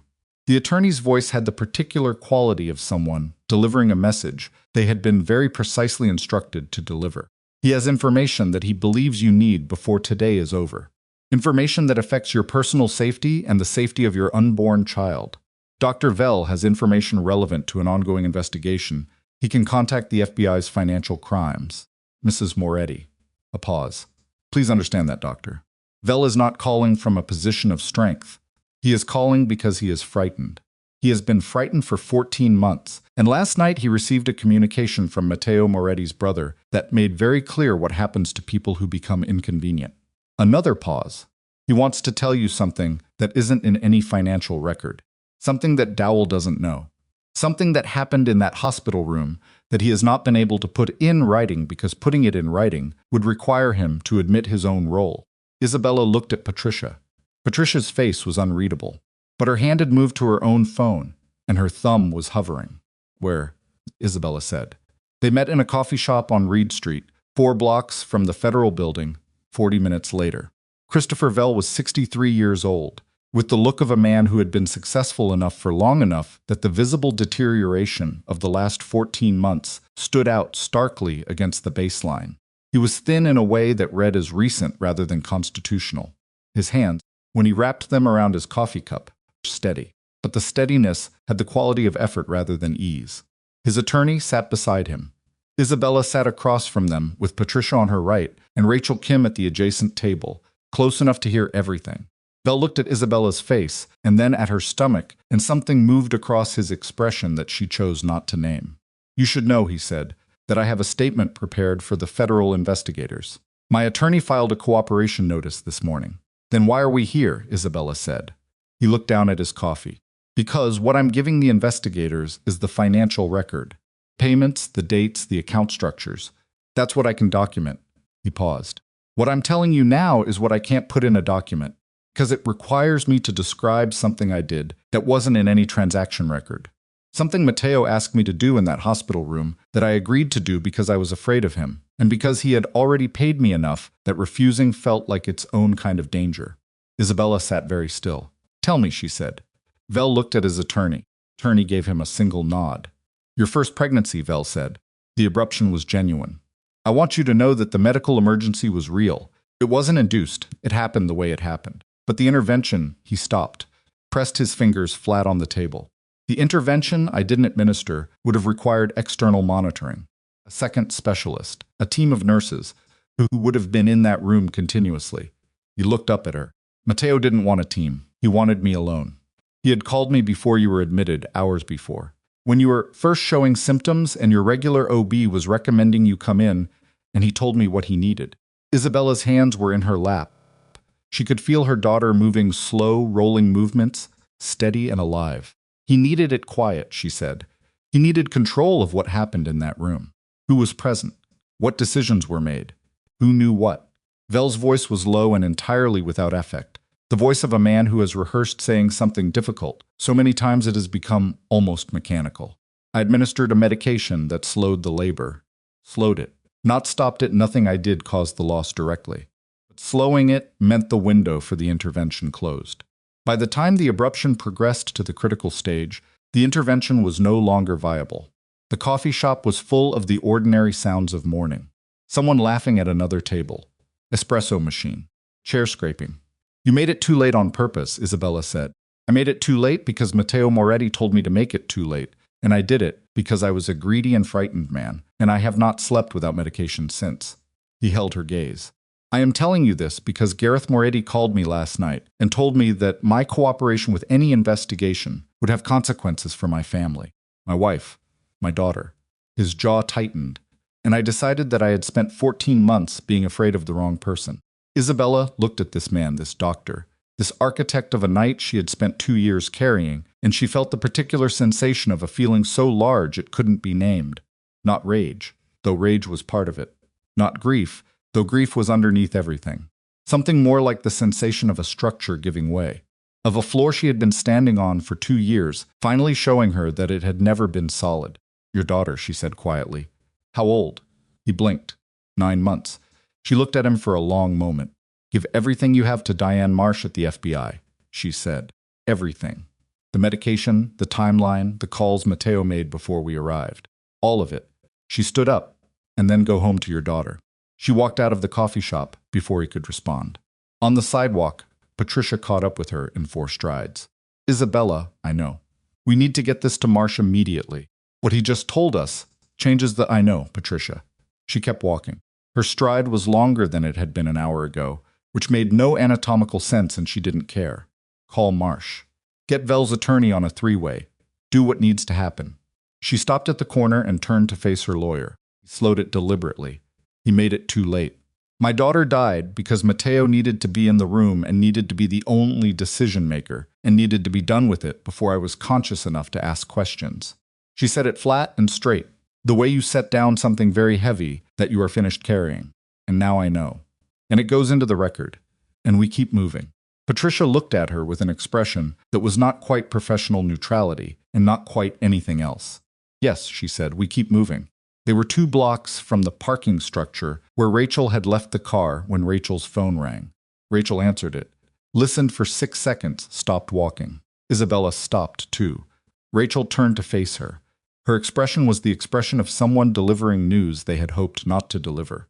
That was my contact at the court, Rachel said. Someone filed an emergency motion this morning. Petition to establish conservatorship over you and your unborn child on the grounds of psychological instability. Isabella stared at her. The petition was filed at 9:15 this morning. Rachel continued. 40 minutes after we walked into the federal building. The filing cites 3 incidents unspecified of erratic behavior, along with a declaration from a licensed psychologist stating that you present a risk of harm to yourself and your child. She paused. The psychologist's name is Marcus Feld. His office address is in the same building as 2 of Matteo's shell companies.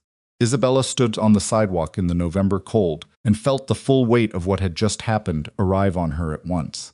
A conservatorship petition, filed while she was sitting in the federal building, which meant Matteo had known she was going there, which meant someone had told him, which meant there was a gap, somewhere in the wall she had believed, was solid a person who knew her movements and had communicated them. The court grants it? She started. It strips you of legal authority to make decisions for yourself, Patricia said. Her voice was very controlled.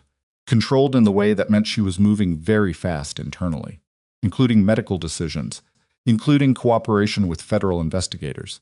A pause. Including custody arrangements for your daughter. Can they grant it without a hearing? They can grant a temporary emergency order, pending a full hearing. Given the pregnancy, given the psychological declaration. Patricia stopped.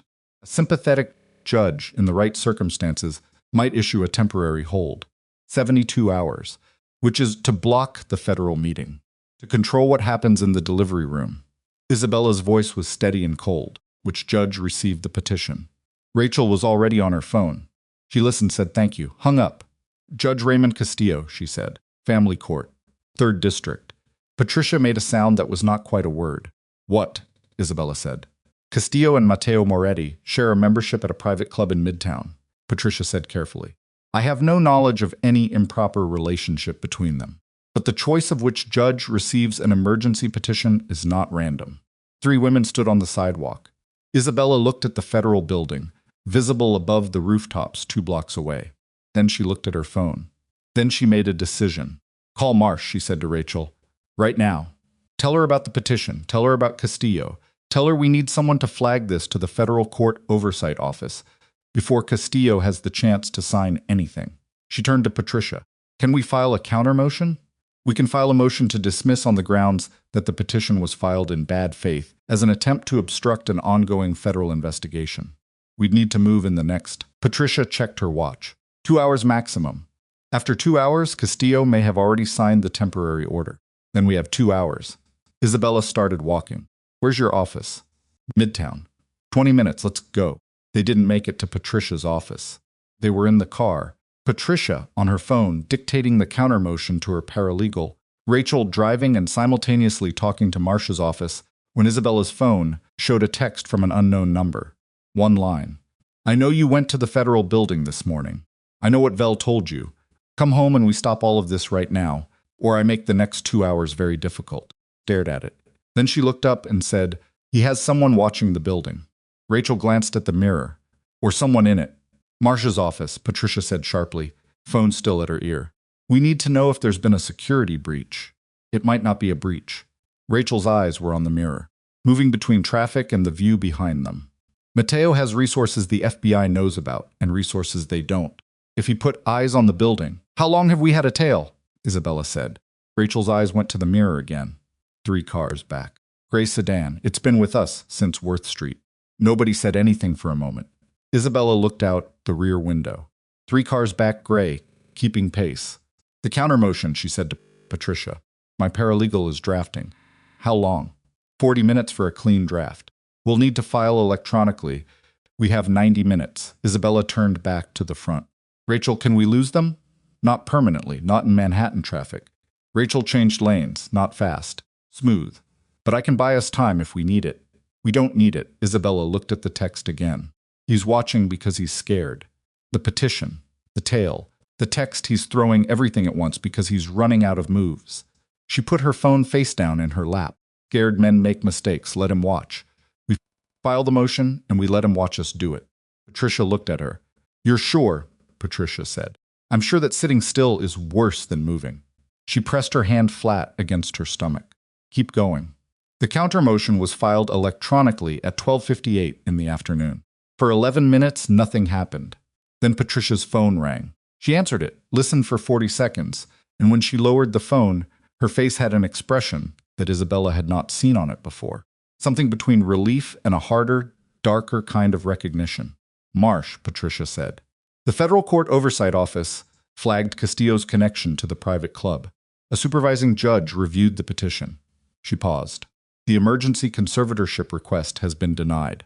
They're referring the filing itself for review as potential obstruction of a federal investigation. Isabella exhaled. It was the first full breath she had taken in 2 hours. And the countermotion? Rachel asked. Accept it for the record. Mateo's attorneys will be notified within the hour. Patricia set her phone on her lap. He burned his last clean move. The car was quiet for a moment. He'll know by 2 o'clock, Rachel said. The petition failed. Dowell is talking. Vell is talking. And we have everything we took into that federal building this morning. She glanced at Isabella in the mirror. When that lands on him. He comes from East directly, Isabella said. Neither Patricia nor Rachel disagreed. Then we need to talk about where you're staying tonight, Patricia said. The brownstone. He already knows about the brownstone. He had someone there yesterday, Isabella thought. Adrian Vale's primary residence. The building has its own security team and a closed perimeter. She paused. I'll ask, she called Adrian. He answered on the second ring. She told him in 3 sentences what had happened and what she needed. He said yes before she finished the 3rd sentence. There was something in his voice, not alarm, not the performance of heroism, just a kind of clear, immediate practicality that she found, in that moment, more steadying than anything anyone had said to her all day. I'll have security briefed by the time you arrive, he said. Thank you. Don't thank me. Just get here. She hung up. They were on the FDR. Moving north, the East River flat and gray out the passenger window, when Rachel said quietly, he's still behind us. Isabella looked in the mirror. The gray sedan, 3 cars back. Steady, let him follow, she said. She was wrong about one thing. Not about the countermotion. Not about the federal case. Not about Mateo's fear making him reckless. She was wrong about the gap in the wall. She had been thinking about it since the moment Rachel told her about the conservatorship petition, filed at 9:15, 40 minutes after they walked into the federal building. She had been running through the list of people who had known her plan for the morning. Patricia, Rachel, Adrian Vale. 3 people. She trusted all 3 completely. She had examined the trust and found it solid. Patricia had been her lawyer for 6 years.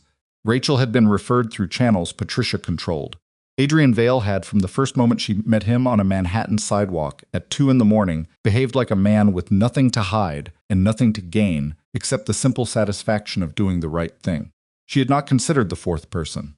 She was sitting in the back bedroom of Adrian's residence at 4 in the afternoon, shoes off, feet up, the documents spread around her on the bed, when her phone showed a message from Leela Hart. I need to talk to you. Not through the lawyer. Directly. It's about last night. Isabella stared at the message. She called Lila back immediately. Lila answers on the first ring. Her voice was different from yesterday, tighter, faster, the voice of someone who has been sitting with something for hours and has finally decided to say it. Last night, Leela said. After I hung up on Mateo, he called someone else. I know because he called me back 20 minutes later, and he was calmer. The way he gets when he thinks he has a handle on something. She stopped. I started thinking about who he would call when he needed information quickly. Who would know your movements? Who had access to your schedule? Adrian Vale has a personal assistant, Lila said. A man named Thomas Reeve. He's been with Vale's firm for 4 years.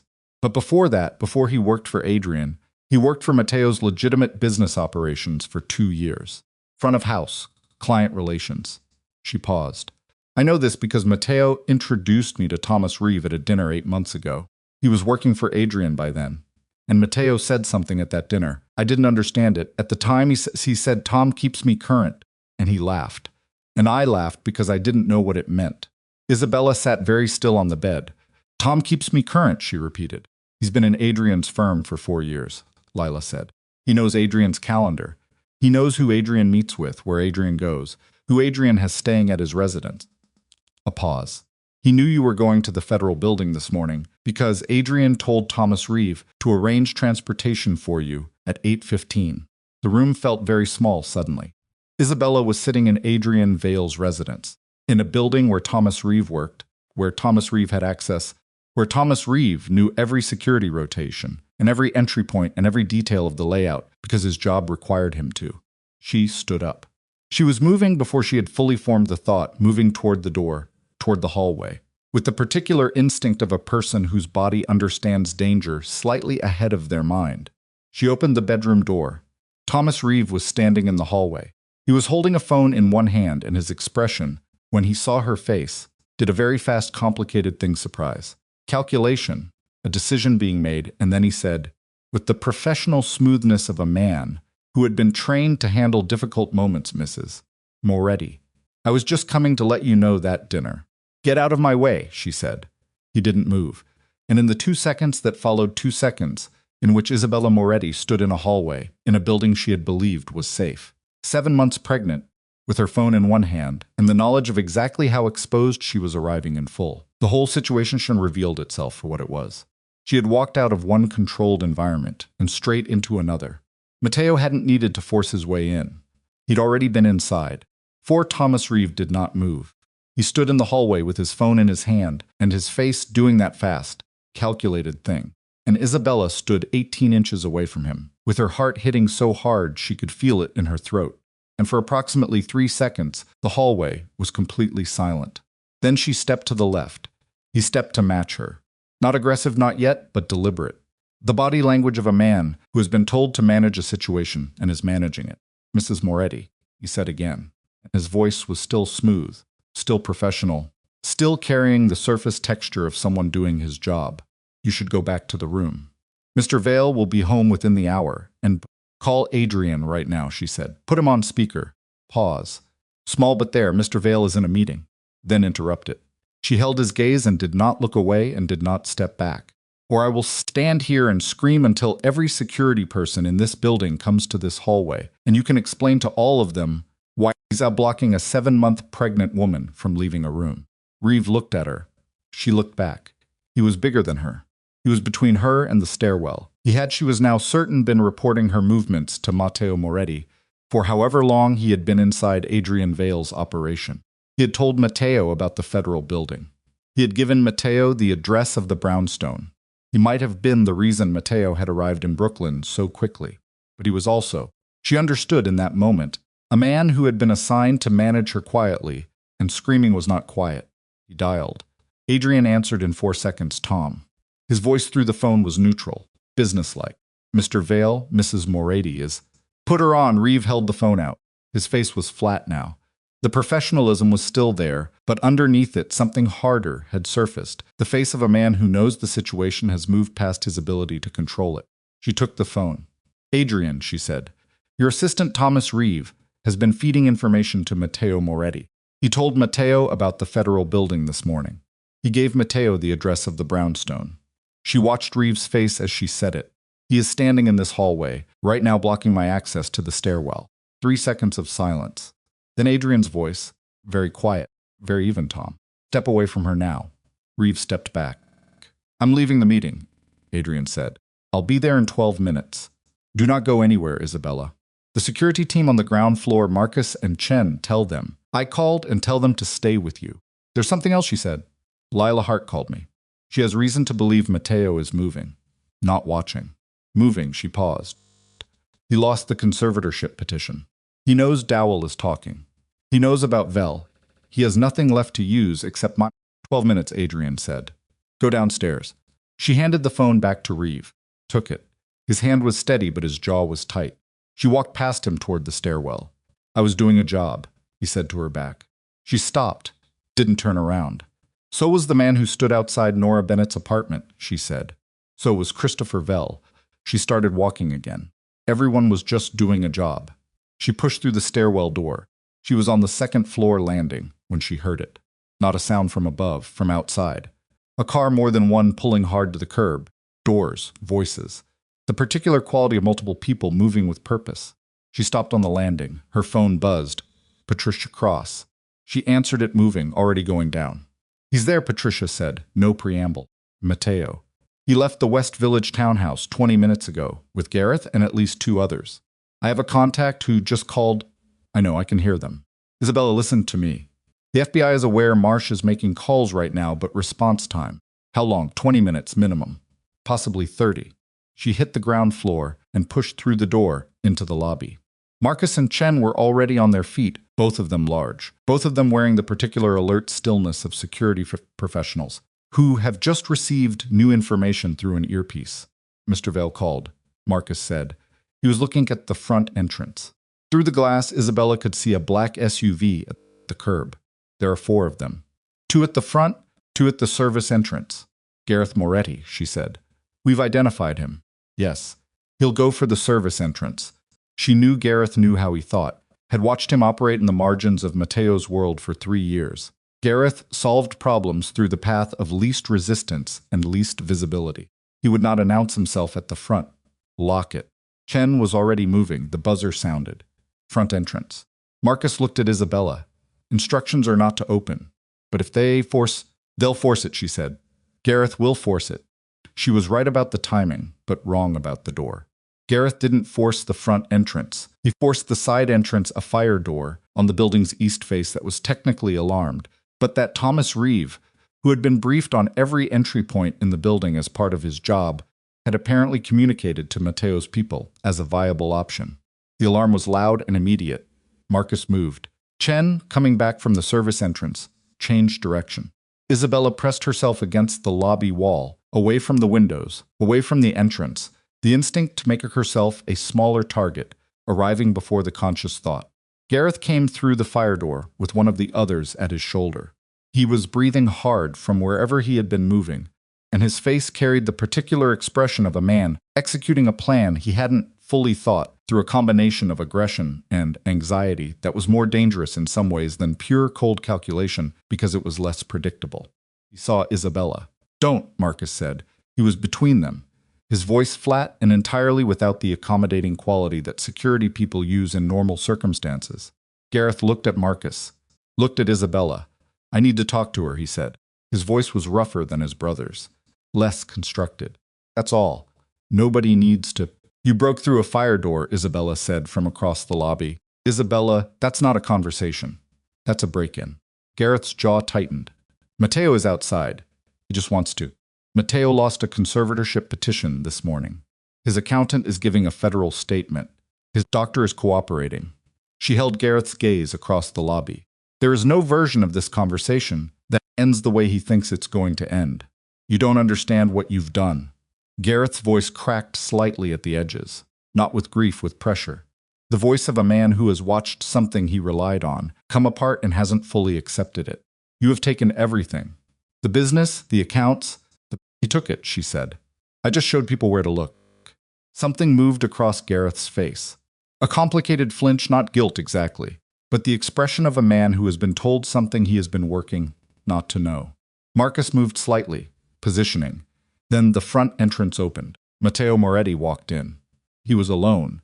He had left whoever was with him outside, which meant he had made a deliberate choice to come in without backup, to stand in this lobby with his wife, without the buffer of other people. Whether that was strategy or genuine emotion, Isabella couldn't immediately tell.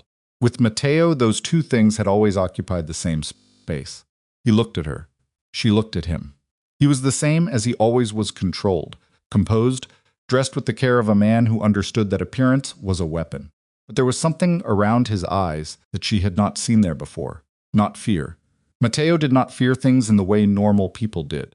Something closer to the expression of a man standing on ground that has become uncertain under his feet and processing the sensation for the first time. "Everyone out," he said. Nobody moved. He looked at Marcus. "I said they stay," Isabella said. Matteo looked at her. "I need 5 minutes." 5 minutes? And there are no 5 minutes, Matteo. Her voice was flat and steady, and she was surprised, again, at its steadiness. "There are federal agents who will be here in approximately 20 minutes. There are 2 cooperating witnesses giving statements right now. There's a pile of financial and medical records sitting in an FBI evidence file with your name on it." She held his gaze. "There is nothing you can say to me in 5 minutes that changes any of that. You don't have to do this. I already did it." His expression shifted. The composure cracked, not dissolved, just cracked. A hairline fracture in the surface. "Isabella, whatever you think I did, I know what you did." She moved away from the wall, 3 steps forward. She stopped 8 feet from him. "I know about the healthcare proxy. I know about the accounts. I know about Nora and her son. I know about Dowell. I know about Christopher Vell." She paused. "I know about the decision you made in that hospital room." The lobby was completely silent. Gareth, behind Matteo, made a sound, not a word, just a sound, low and involuntary. Matteo's face had gone very still. "I know what you told Vell to do," she said. "I know what slowing the labor meant. I know that the window closed because you needed it to close." She was 8 feet from him, and she did not raise her voice. "I know that I spent a year blaming myself for losing her, and I know that you stood there and watched me do it." The silence after that was different from any previous silence. Matteo stood very still. When he spoke, his voice was quieter than she expected. He stopped. "I needed the accounts cleared before. I know why you needed it." She cut him off without raising her voice. "That's the part I'm telling you I know. Not just that it happened." Why another silence? Then something happened that she had not anticipated. He moved toward her. Not aggressively, she would remember this later, turning it over, examining it not with his hands or with the body language of someone about to do harm. He moved toward her, the way a person moves when they are losing their footing and reaching for something to hold on to. And it was in some ways worse than aggression because it was real, and real was the thing she had always been most vulnerable to with him. "I can fix this," he said. His voice was low. "Isabella." "I get back." Marcus's hand was on Matteo's arm. Matteo shook it off. "I'm talking to my wife." "You're in a building you entered illegally," Marcus said. "Back up. Get your hand off." Then it happened fast. Gareth moved step forward to pull Marcus back, which was the wrong decision made in the wrong second, and Marcus responded the way a trained security professional responds when someone grabs him, which is immediately and with commitment. Gareth went into the wall with a sound that was mostly impact, and partly Gareth's breath leaving his body. The other man who had come through the fire door with Gareth moved toward Chen. Chen moved faster. Matteo reached for Isabella, not to hurt her.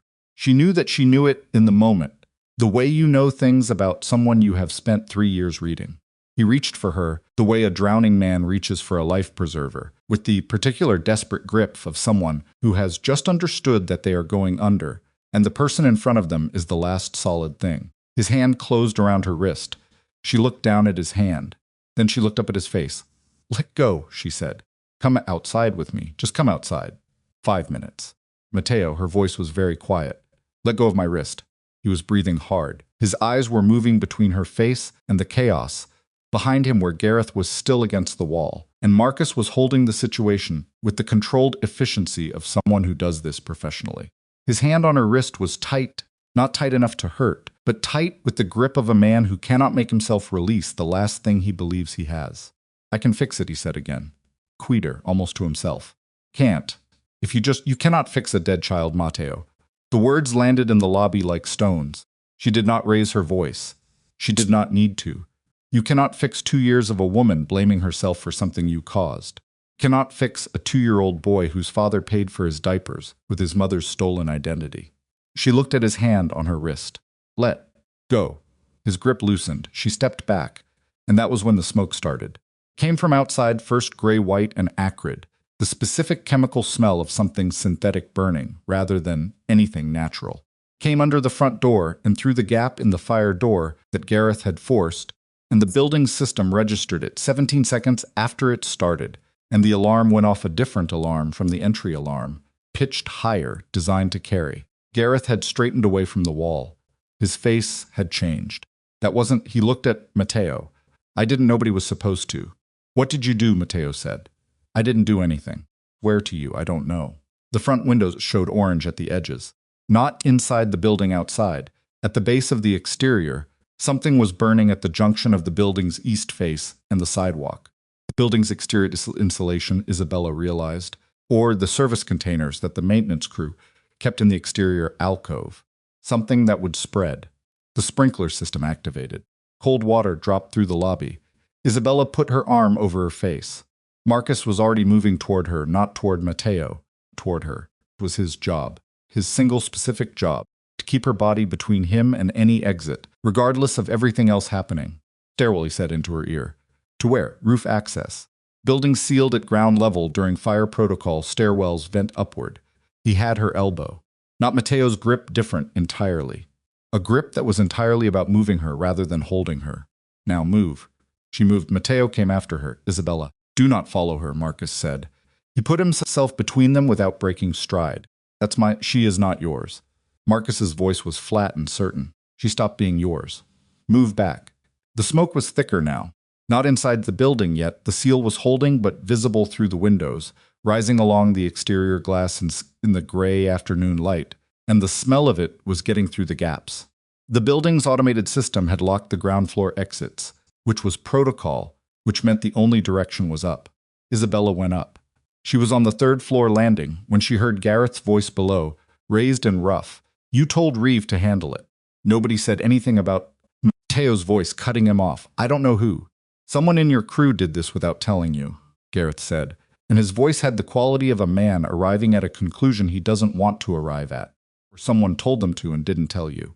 Matteo, someone in your own operation is running plays you don't know about. Kept going. Fourth floor. Fifth. Marcus was directly behind her, phone to his ear, talking to Chen, who was somewhere below dealing with the second man. Police are 12 minutes out, Marcus said. Fire department 6. FBI, he listened. FBI is 5 minutes behind police. 5 minutes behind police. 15 minutes total. She needed to be somewhere visible. Somewhere that could be seen from the street. Somewhere that removed her from the interior of a building that was currently on fire at its base, with her husband and his people in the lobby. Roof, she said. That was the plan, Marcus said.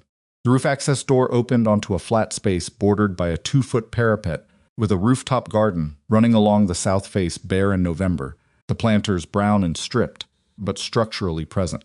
The air hit her immediately, cold and sharp and carrying smoke from below. She could see it from here, the fire at the building's east base, orange and contained but growing, the building's exterior surface catching at the lower edge. Not structural yet, but visible from 3 blocks. Already drawing people on the sidewalk to stop and look up. She pressed herself against the parapet on the south side, away from the smoke, and looked at her phone. Patricia Cross had called twice. She called back. Are you out? Patricia asked immediately. Roof, south side. Fire department is almost there. A sound on Patricia's end. Marsh is in a car. She's been told your location. Matteo is inside. Lobby. I know. His attorney called me 4 minutes ago trying to negotiate terms.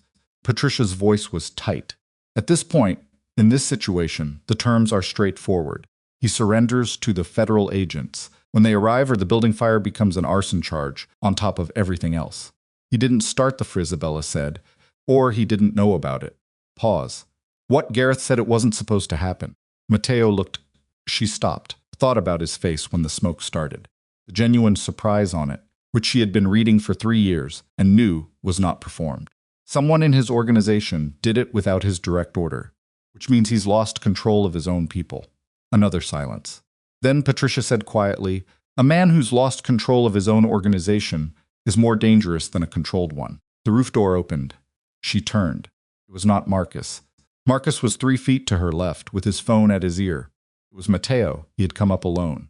He had come up through 5 flights of stairs, and he was breathing hard, and his jacket was damp from the sprinklers, and his face had the look of a man who has shed every layer of management and arrived at something raw underneath. The composure was gone, entirely. What was left was not the mafia boss. It was not the controlled, calculating man who had built a criminal empire on the assumption that everything could be managed. It was just a man, breathing hard, standing in the cold on a rooftop, with smoke rising around the building's edges. "Tell Marcus to step back," he said. "No," she said. "Isabel Mateo, there are police in this street in 8 minutes. FBI in 13, whatever you came up here to say. I came up here because you're up here." His voice broke slightly on the last word. Not with tears, with something that had no better name than exhaustion. "Because you're 7 months pregnant and the building is on fire," and he stopped, pressed the back of his hand against his mouth. "You're still mine to protect." She looked at him. "I'm not yours," she said. "I know." He said it quietly, and it had the sound of a man saying something he has known for longer than he's admitted it. "I know you're not. You haven't been mine for." He stopped again. "I made you not mine. I know that. I know exactly when I did it." He looked at his hands. "I know what I did in that hospital. I know what it was." The smoke below them was thickening. She could hear sirens now distant, but getting cleaner, getting closer. "I know what it was," he said again. "I've known since the day it happened what it was. And I watched you." His voice dropped. "I watched you blame yourself. 2 years. And don't," she said. He looked at her. "Don't tell me you're sorry," she said. "Don't tell me you watched me suffer and it hurt you. Don't give me a version of this where your guilt becomes something I'm supposed to respond to." She stepped toward him. 1 step. She was close enough now to see the redness around his eyes and the shake in his jaw and the way his hands kept moving, opening, closing, the physical manifestation of a man who cannot find a way to hold himself together. "You don't get to make this about what it cost you. Not here, not with me." "I know," he said. "You made a choice. In that room. You made the choice that served you, and you let our daughter die for it." She held his gaze. "And then you stood in that hospital, and you held my hand while I woke up, and you let me think it was a medical failure. 2 years. He was looking at her, and his face had nothing left on it. No strategy, no management. "Nothing, I know," he said. It was barely above a whisper. The sirens were louder. Below them, she could hear voices, official voices. Fire department.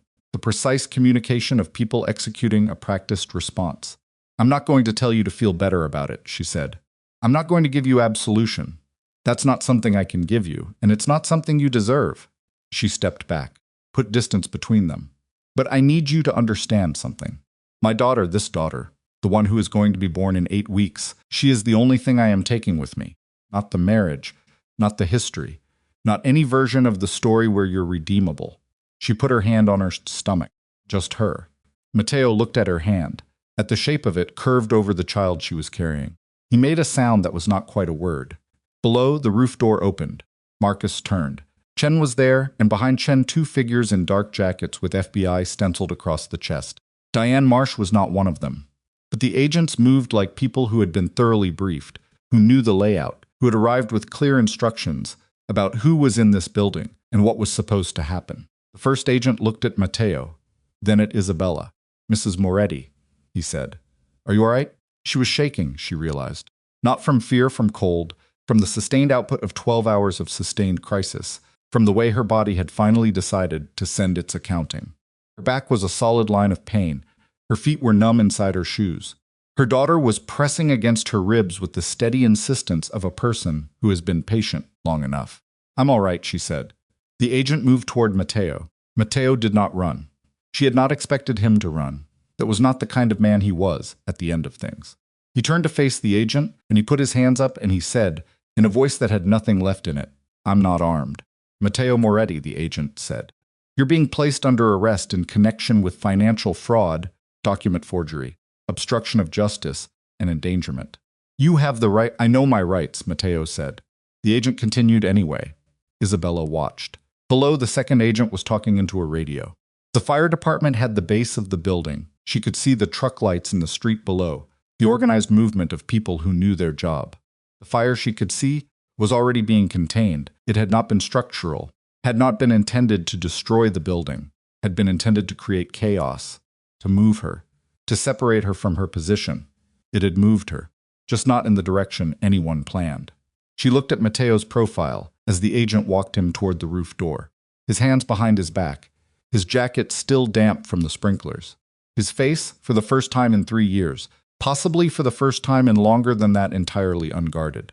She thought about the man she had married, not the mafia boss, the man underneath it who had existed for approximately 18 months, before the structure of his world consumed him entirely. The man who had looked at her across a dinner table in the first year and said, with a sincerity she had believed completely, that she was the only person he had ever met who made him want to be different. He had wanted to be different. He had simply wanted other things more. The roof door opened, and Matteo walked through it, and Marcus moved to Isabella's side, and Diane Marsh came through the door 30 seconds behind them, slightly breathless from the stairs, her dark jacket damp at the shoulders from the sprinkler residue, still dripping on the floors below. She looked at Isabella. "You're all right," she said. "Not a question, I'm all right." Marsh looked at her steadily. "We have Dowell in custody. Vell filed his full statement 20 minutes ago. We've frozen the accounts, all of them, including the ones under your name, pending investigation. You'll have access to your personal accounts by tomorrow morning." She paused. "Thomas Reeve is downstairs. He'll be interviewed." "He was an informant," Isabella said. "Not a criminal. He was passing information." "There's a distinction." "We'll establish that," Marsh said. Below, the sirens were beginning to change in quality, not arriving anymore, but settling. The organized sound of a situation being brought under control. Isabella looked at the city spread below the parapet. November Manhattan, flat gray sky, the river visible at the edges, 1,000 lit windows and 1,000 buildings full of 1,000 ordinary lives. She was still standing.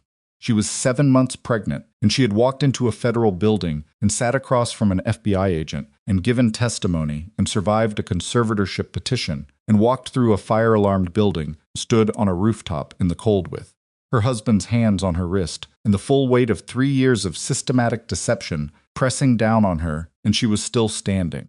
Her daughter moved. A push.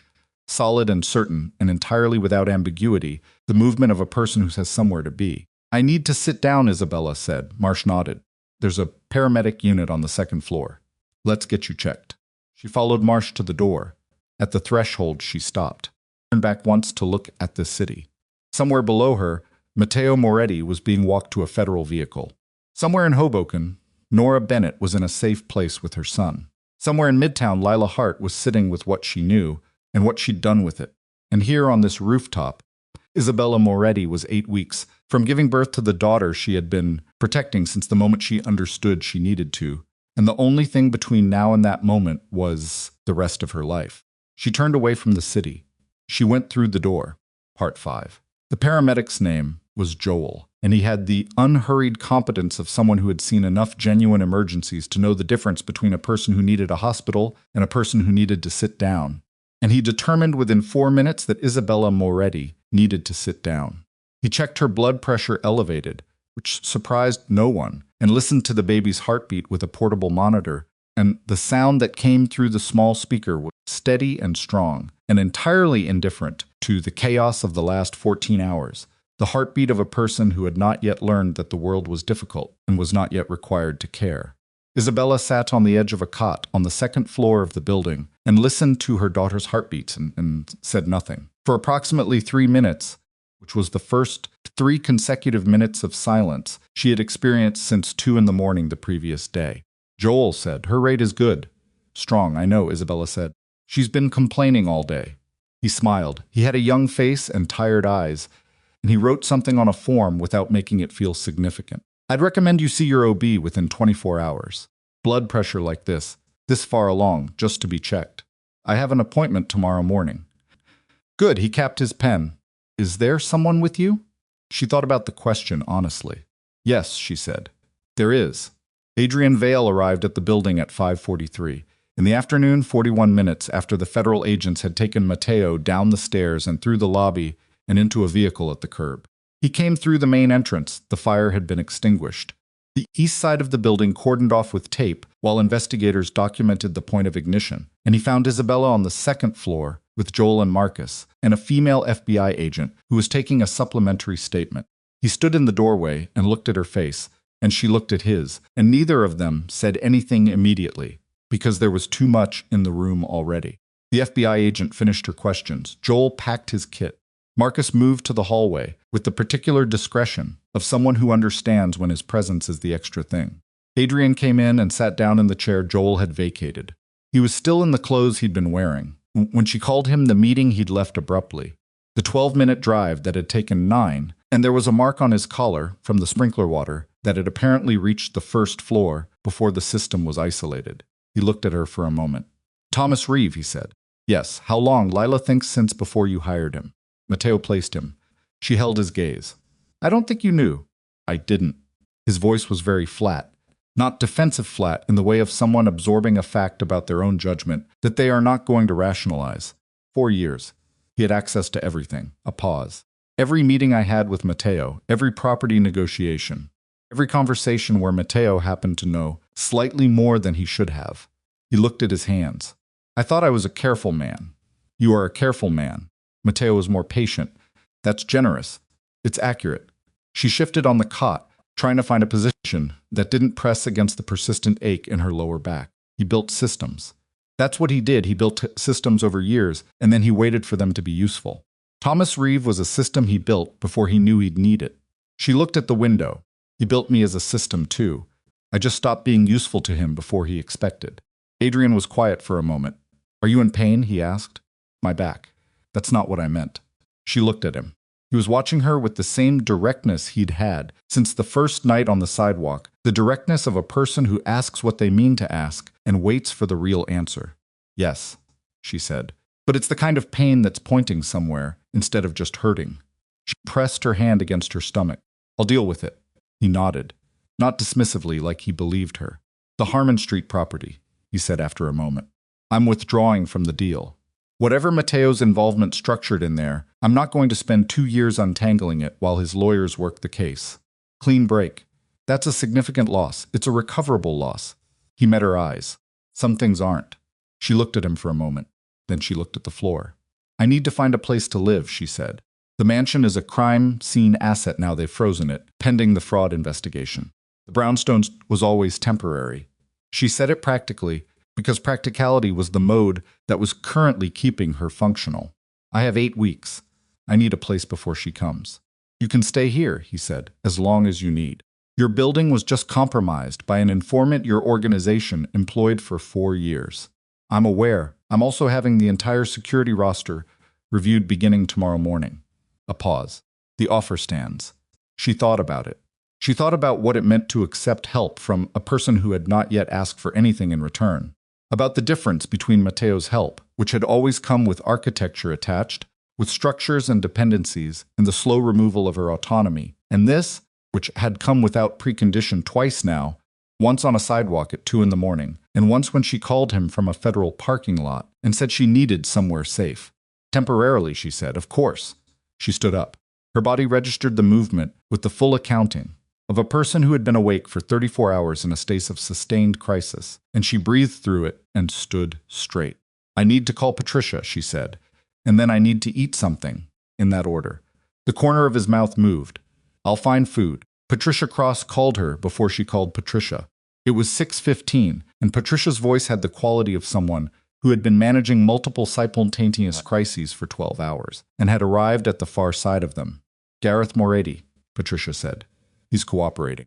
Isabella stopped walking. Since when? Since approximately 4:30 this afternoon. His attorney called Marcia's office.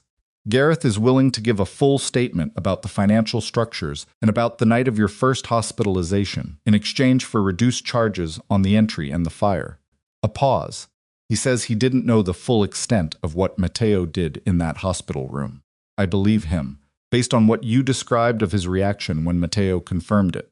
But he knew enough to be criminally adjacent, and he knows that. He's protecting himself. He's protecting his family, Patricia said. He has a wife and 2 daughters. He's been in Mateo's organization his whole adult life.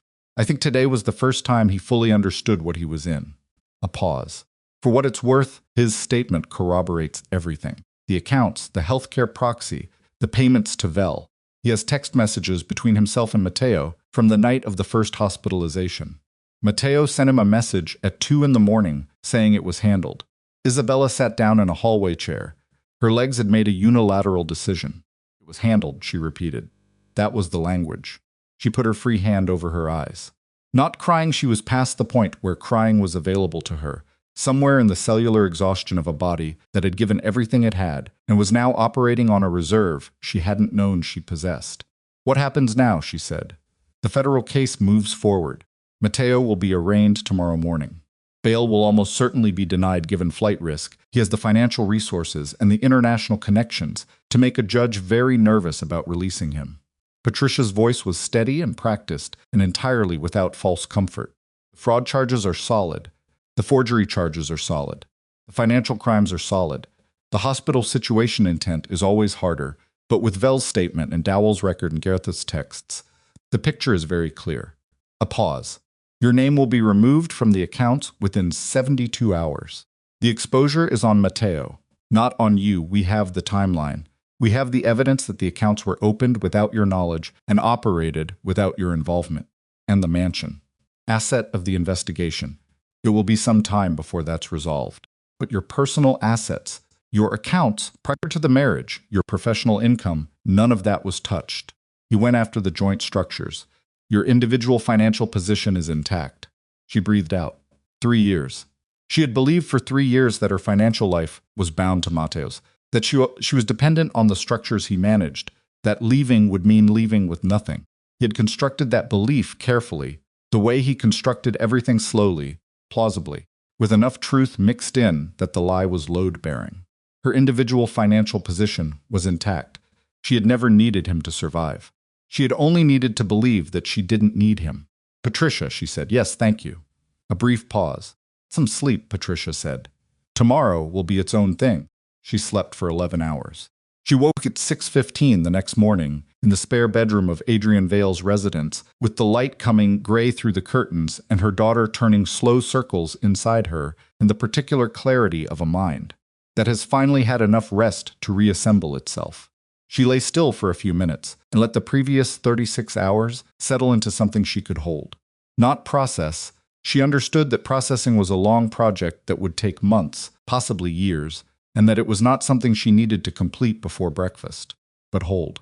She could hold it. It had a shape now. Showered, dressed. Her clothes were the ones she'd been wearing. For 2 days, Adrian had sent someone to collect things from the brownstone, but the bag hadn't arrived yet, and she stood in front of the bathroom mirror for a moment and looked at her own face with particular detachment of someone taking stock. She looked tired. She looked older than she had a year ago. She looked, she thought, like a woman who had been through something and had come out the other side, without the parts of herself she'd left behind, which was both a loss and a clarification. She went to the kitchen. Adrian was already there. He was making coffee with the focused attention of a person for whom coffee in the morning is a ritual rather than a habit, and he looked up when she came in and said nothing by way of greeting, which she appreciated. She sat at the counter. He put coffee in front of her. Your OB appointment, he said. What time? 9. I'll drive you. She looked at him. You don't have to. I know I don't have to. He turned back to the coffee. 9 o'clock. She wrapped her hands around the cup. Kitchen was warm. Outside the window, New York was beginning its early business, the specific pre-7 a.m. quality of the city, quieter than it would be in an hour, going about the work of becoming the day. I need to tell you something, she said. He turned. When I came here that first night, the brownstone I was calculating, she met his eyes. Not about you specifically, about everything. I had nothing, and I needed resources, and I needed safety, and I used what was available. I want you to know I was doing that, because I think you deserve to know the full picture of what the beginning of this was. He looked at her for a moment. I know, he said. You know. You had 43 hours of advance warning that your life was about to become a federal matter. You moved everything you had in those 43 hours. The brownstone was part of that. He leaned against the counter. I'd have thought less of you if you hadn't been calculating. You were protecting yourself and your daughter.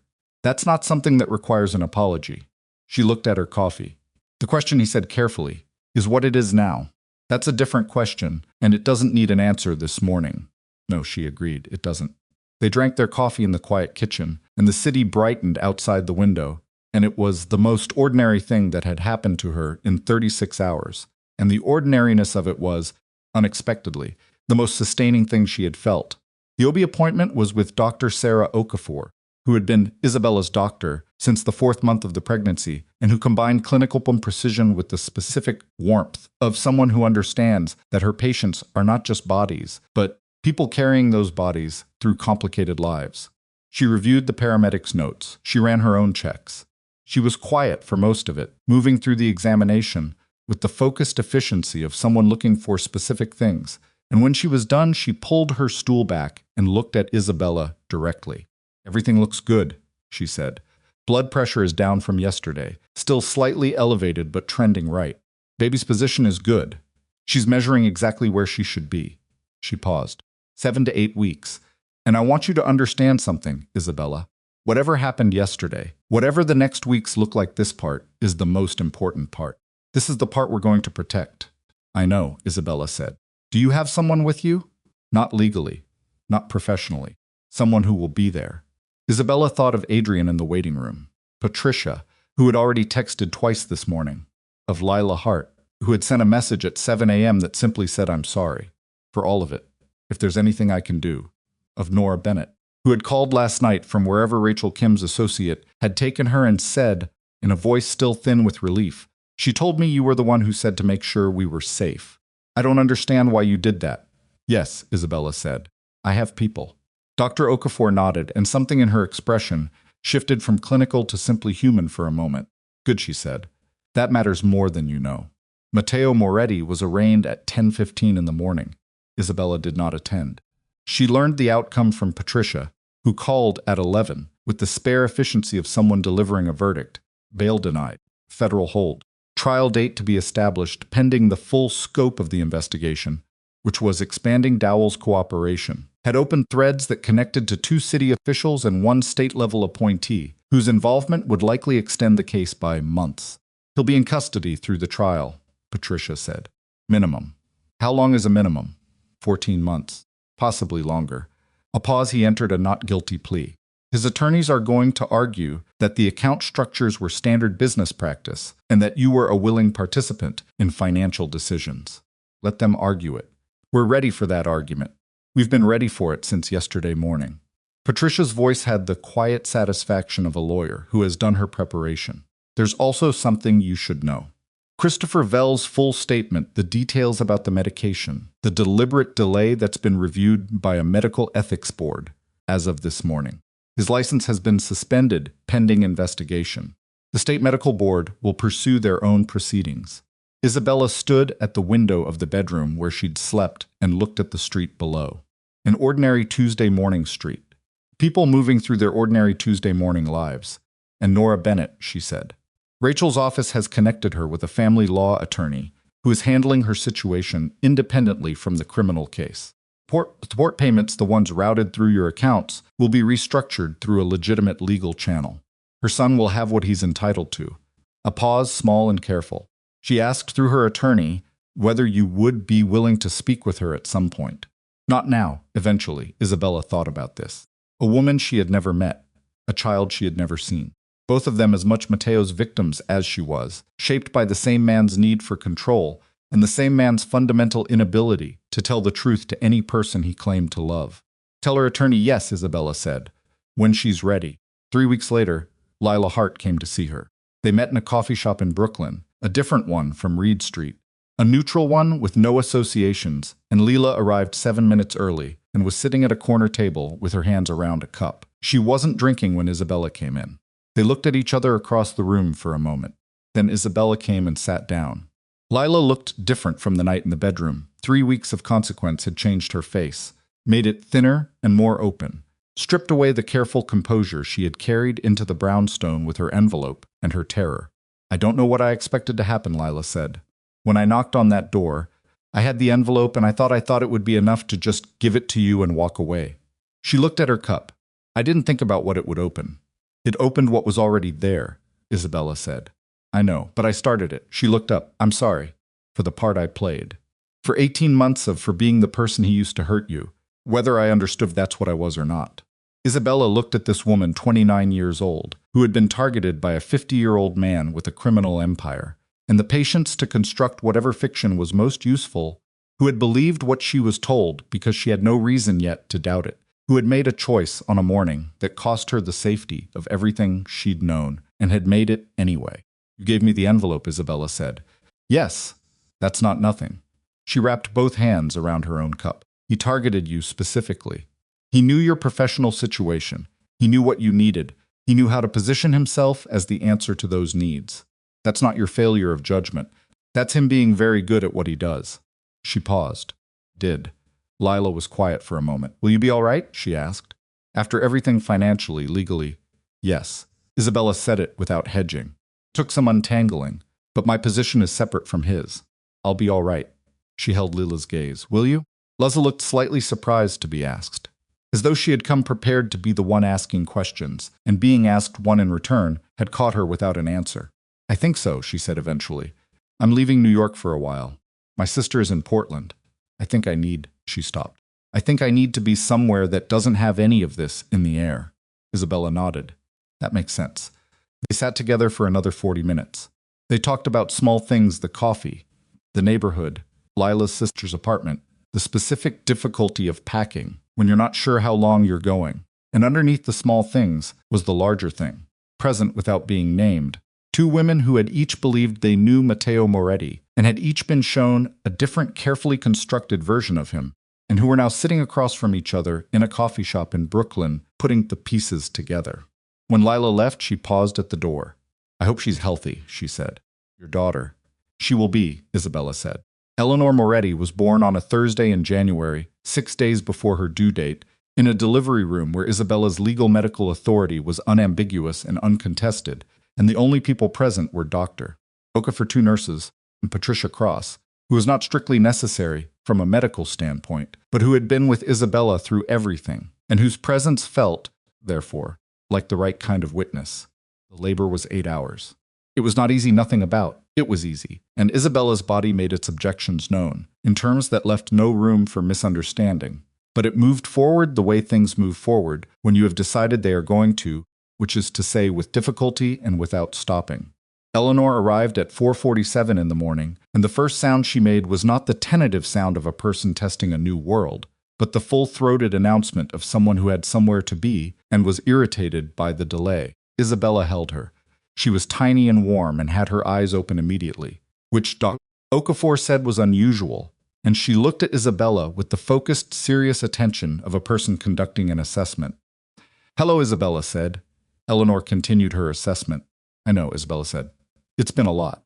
6 months after Eleanor was born, Isabella moved into an apartment in Brooklyn Heights, a 3rd-floor unit with wide windows and a view of the harbor and a second bedroom that she painted herself on a Saturday in April while Eleanor slept in a carrier on her chest, and the radio played in the background, and the smell of paint mixed with the particular warmth of a spring afternoon coming through the open window. She painted the walls a pale yellow. Eleanor had not been consulted on the color choice, but she appeared, on review, to have no strong objections. The apartment was hers, entirely legally, without architecture or structure or anyone else's name on anything. She had bought it with money that was hers before Matteo, money he had not touched, money that had sat in accounts he hadn't known about because she had always, even in the years when she believed in him most completely, kept one account that was only hers, not from distrust. From the same instinct that makes certain people always keep a phone charger in their bag, and a 20 in a separate pocket, a private acknowledgement that the world is unpredictable and self-sufficiency is not selfishness. That instinct had saved her. The trial began 11 months after the arrest. Isabella testified on the 3rd day. She sat in the witness chair and she answered questions for 4 hours with the steady precision of a woman who had been preparing for this for almost a year, who had gone over the timeline so many times that it had become something she could move through cleanly without being destroyed by it. She looked at Matteo once, during the cross-examination, when his attorney was asking her about the household accounts and whether she had ever raised concerns about how they were managed. She looked at him because the question required her to establish that she had raised concerns, that she had asked questions, that the answers she received had been designed to close those questions rather than address them. He was looking at her. He looked the way people look when they have spent 11 months in a federal holding facility, waiting for a trial reduced, stripped of the particular authority that had always been partially constructed from tailored suits and controlled environments. He looked like a man who had been shown the room behind the curtain and found that the room was smaller than the curtains suggested. He did not look away when she looked at him. She said what she needed to say and looked back at the attorney who was questioning her. She did not look at Matteo again. The verdict came on a Friday. Patricia called her at 2:17 in the afternoon. Isabella was in the apartment. Eleanor in the playpen in the living room, practicing the complicated project of sitting upright, which she approached with the same focused seriousness she brought to everything. Guilty, Patricia said, all primary counts. The medical interference counts were reduced. Intent is always the hard part, but financial fraud, forgery, obstruction, endangerment. All guilty. Isabella sat down on the floor of her living room. Not because she couldn't stand, because the floor was where she was when her legs decided they were done. Eleanor looked at her from the playpen, considered the situation, decided it was acceptable, and went back to the business of sitting. Sentencing, Patricia said. 8 to 12 weeks from now. How long? Minimum 12 years. The judge has been the full picture has been in front of her for 3 weeks. She's not going to be lenient. A pause. It's over, Isabella. She looked at Eleanor. Eleanor had managed sitting upright and was now looking at her hands with the expression of someone who's just discovered something extraordinary. It's over, Isabella said. She went to the roof that evening. The building had a rooftop access, a small door at the top of a narrow stair that opened onto a flat space with a raised garden bed along the south edge, mostly overgrown, and a view of the harbor and the bridge and the particular sprawl of Brooklyn running out toward the water. She brought Eleanor, wrapped against the evening air, tucked into the carrier against her chest with her face turned out toward the city, which was doing what the city always did in the early evening, lighting up, coming into itself, becoming the thing it was best at being. Isabella stood at the south parapet and looked at the harbor. She thought about the woman she had been 18 months ago, standing on a Manhattan sidewalk at 2 in the morning, in a dress that was too tight, calling a number that rang and went to voicemail, gripping a stranger's car in the cold, because her body was telling her something her mind was not yet ready to accept. That woman had been afraid, had been living inside a fear so sustained and normalized that she had stopped recognizing it as fear, had simply understood it as the texture of her life, as the price of the particular safety she believed she had. Was not afraid now. She was tired. Still, Eleanor was 6 months old, and sleep was a negotiation rather than a given. And the last 18 months had taken a specific and permanent toll on her that she was honest enough not to pretend otherwise. She had days that were hard in ways that had nothing to do with logistics. Days when she looked at Eleanor's face and thought about the daughter who had come before, the daughter who had not gotten to arrive on a Thursday morning and open her eyes and conduct her assessments. Days when the weight of what had been done in that hospital room sat on her chest with a heaviness that no amount of verdict or testimony could fully lift. She carried those days. She would always carry them, but she was not afraid. Eleanor made a sound, not distress, just the sound of a person registering that the air was different here, that the light was different, that the world from this particular height had a quality she hadn't encountered before. She turned her head to the left and then to the right, and then she settled, with the practical acceptance of a person who has decided the current situation is survivable and possibly interesting. Isabella put her cheek briefly against the top of Eleanor's head.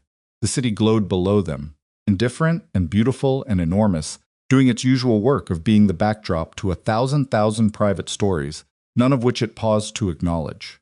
She heard the door behind her.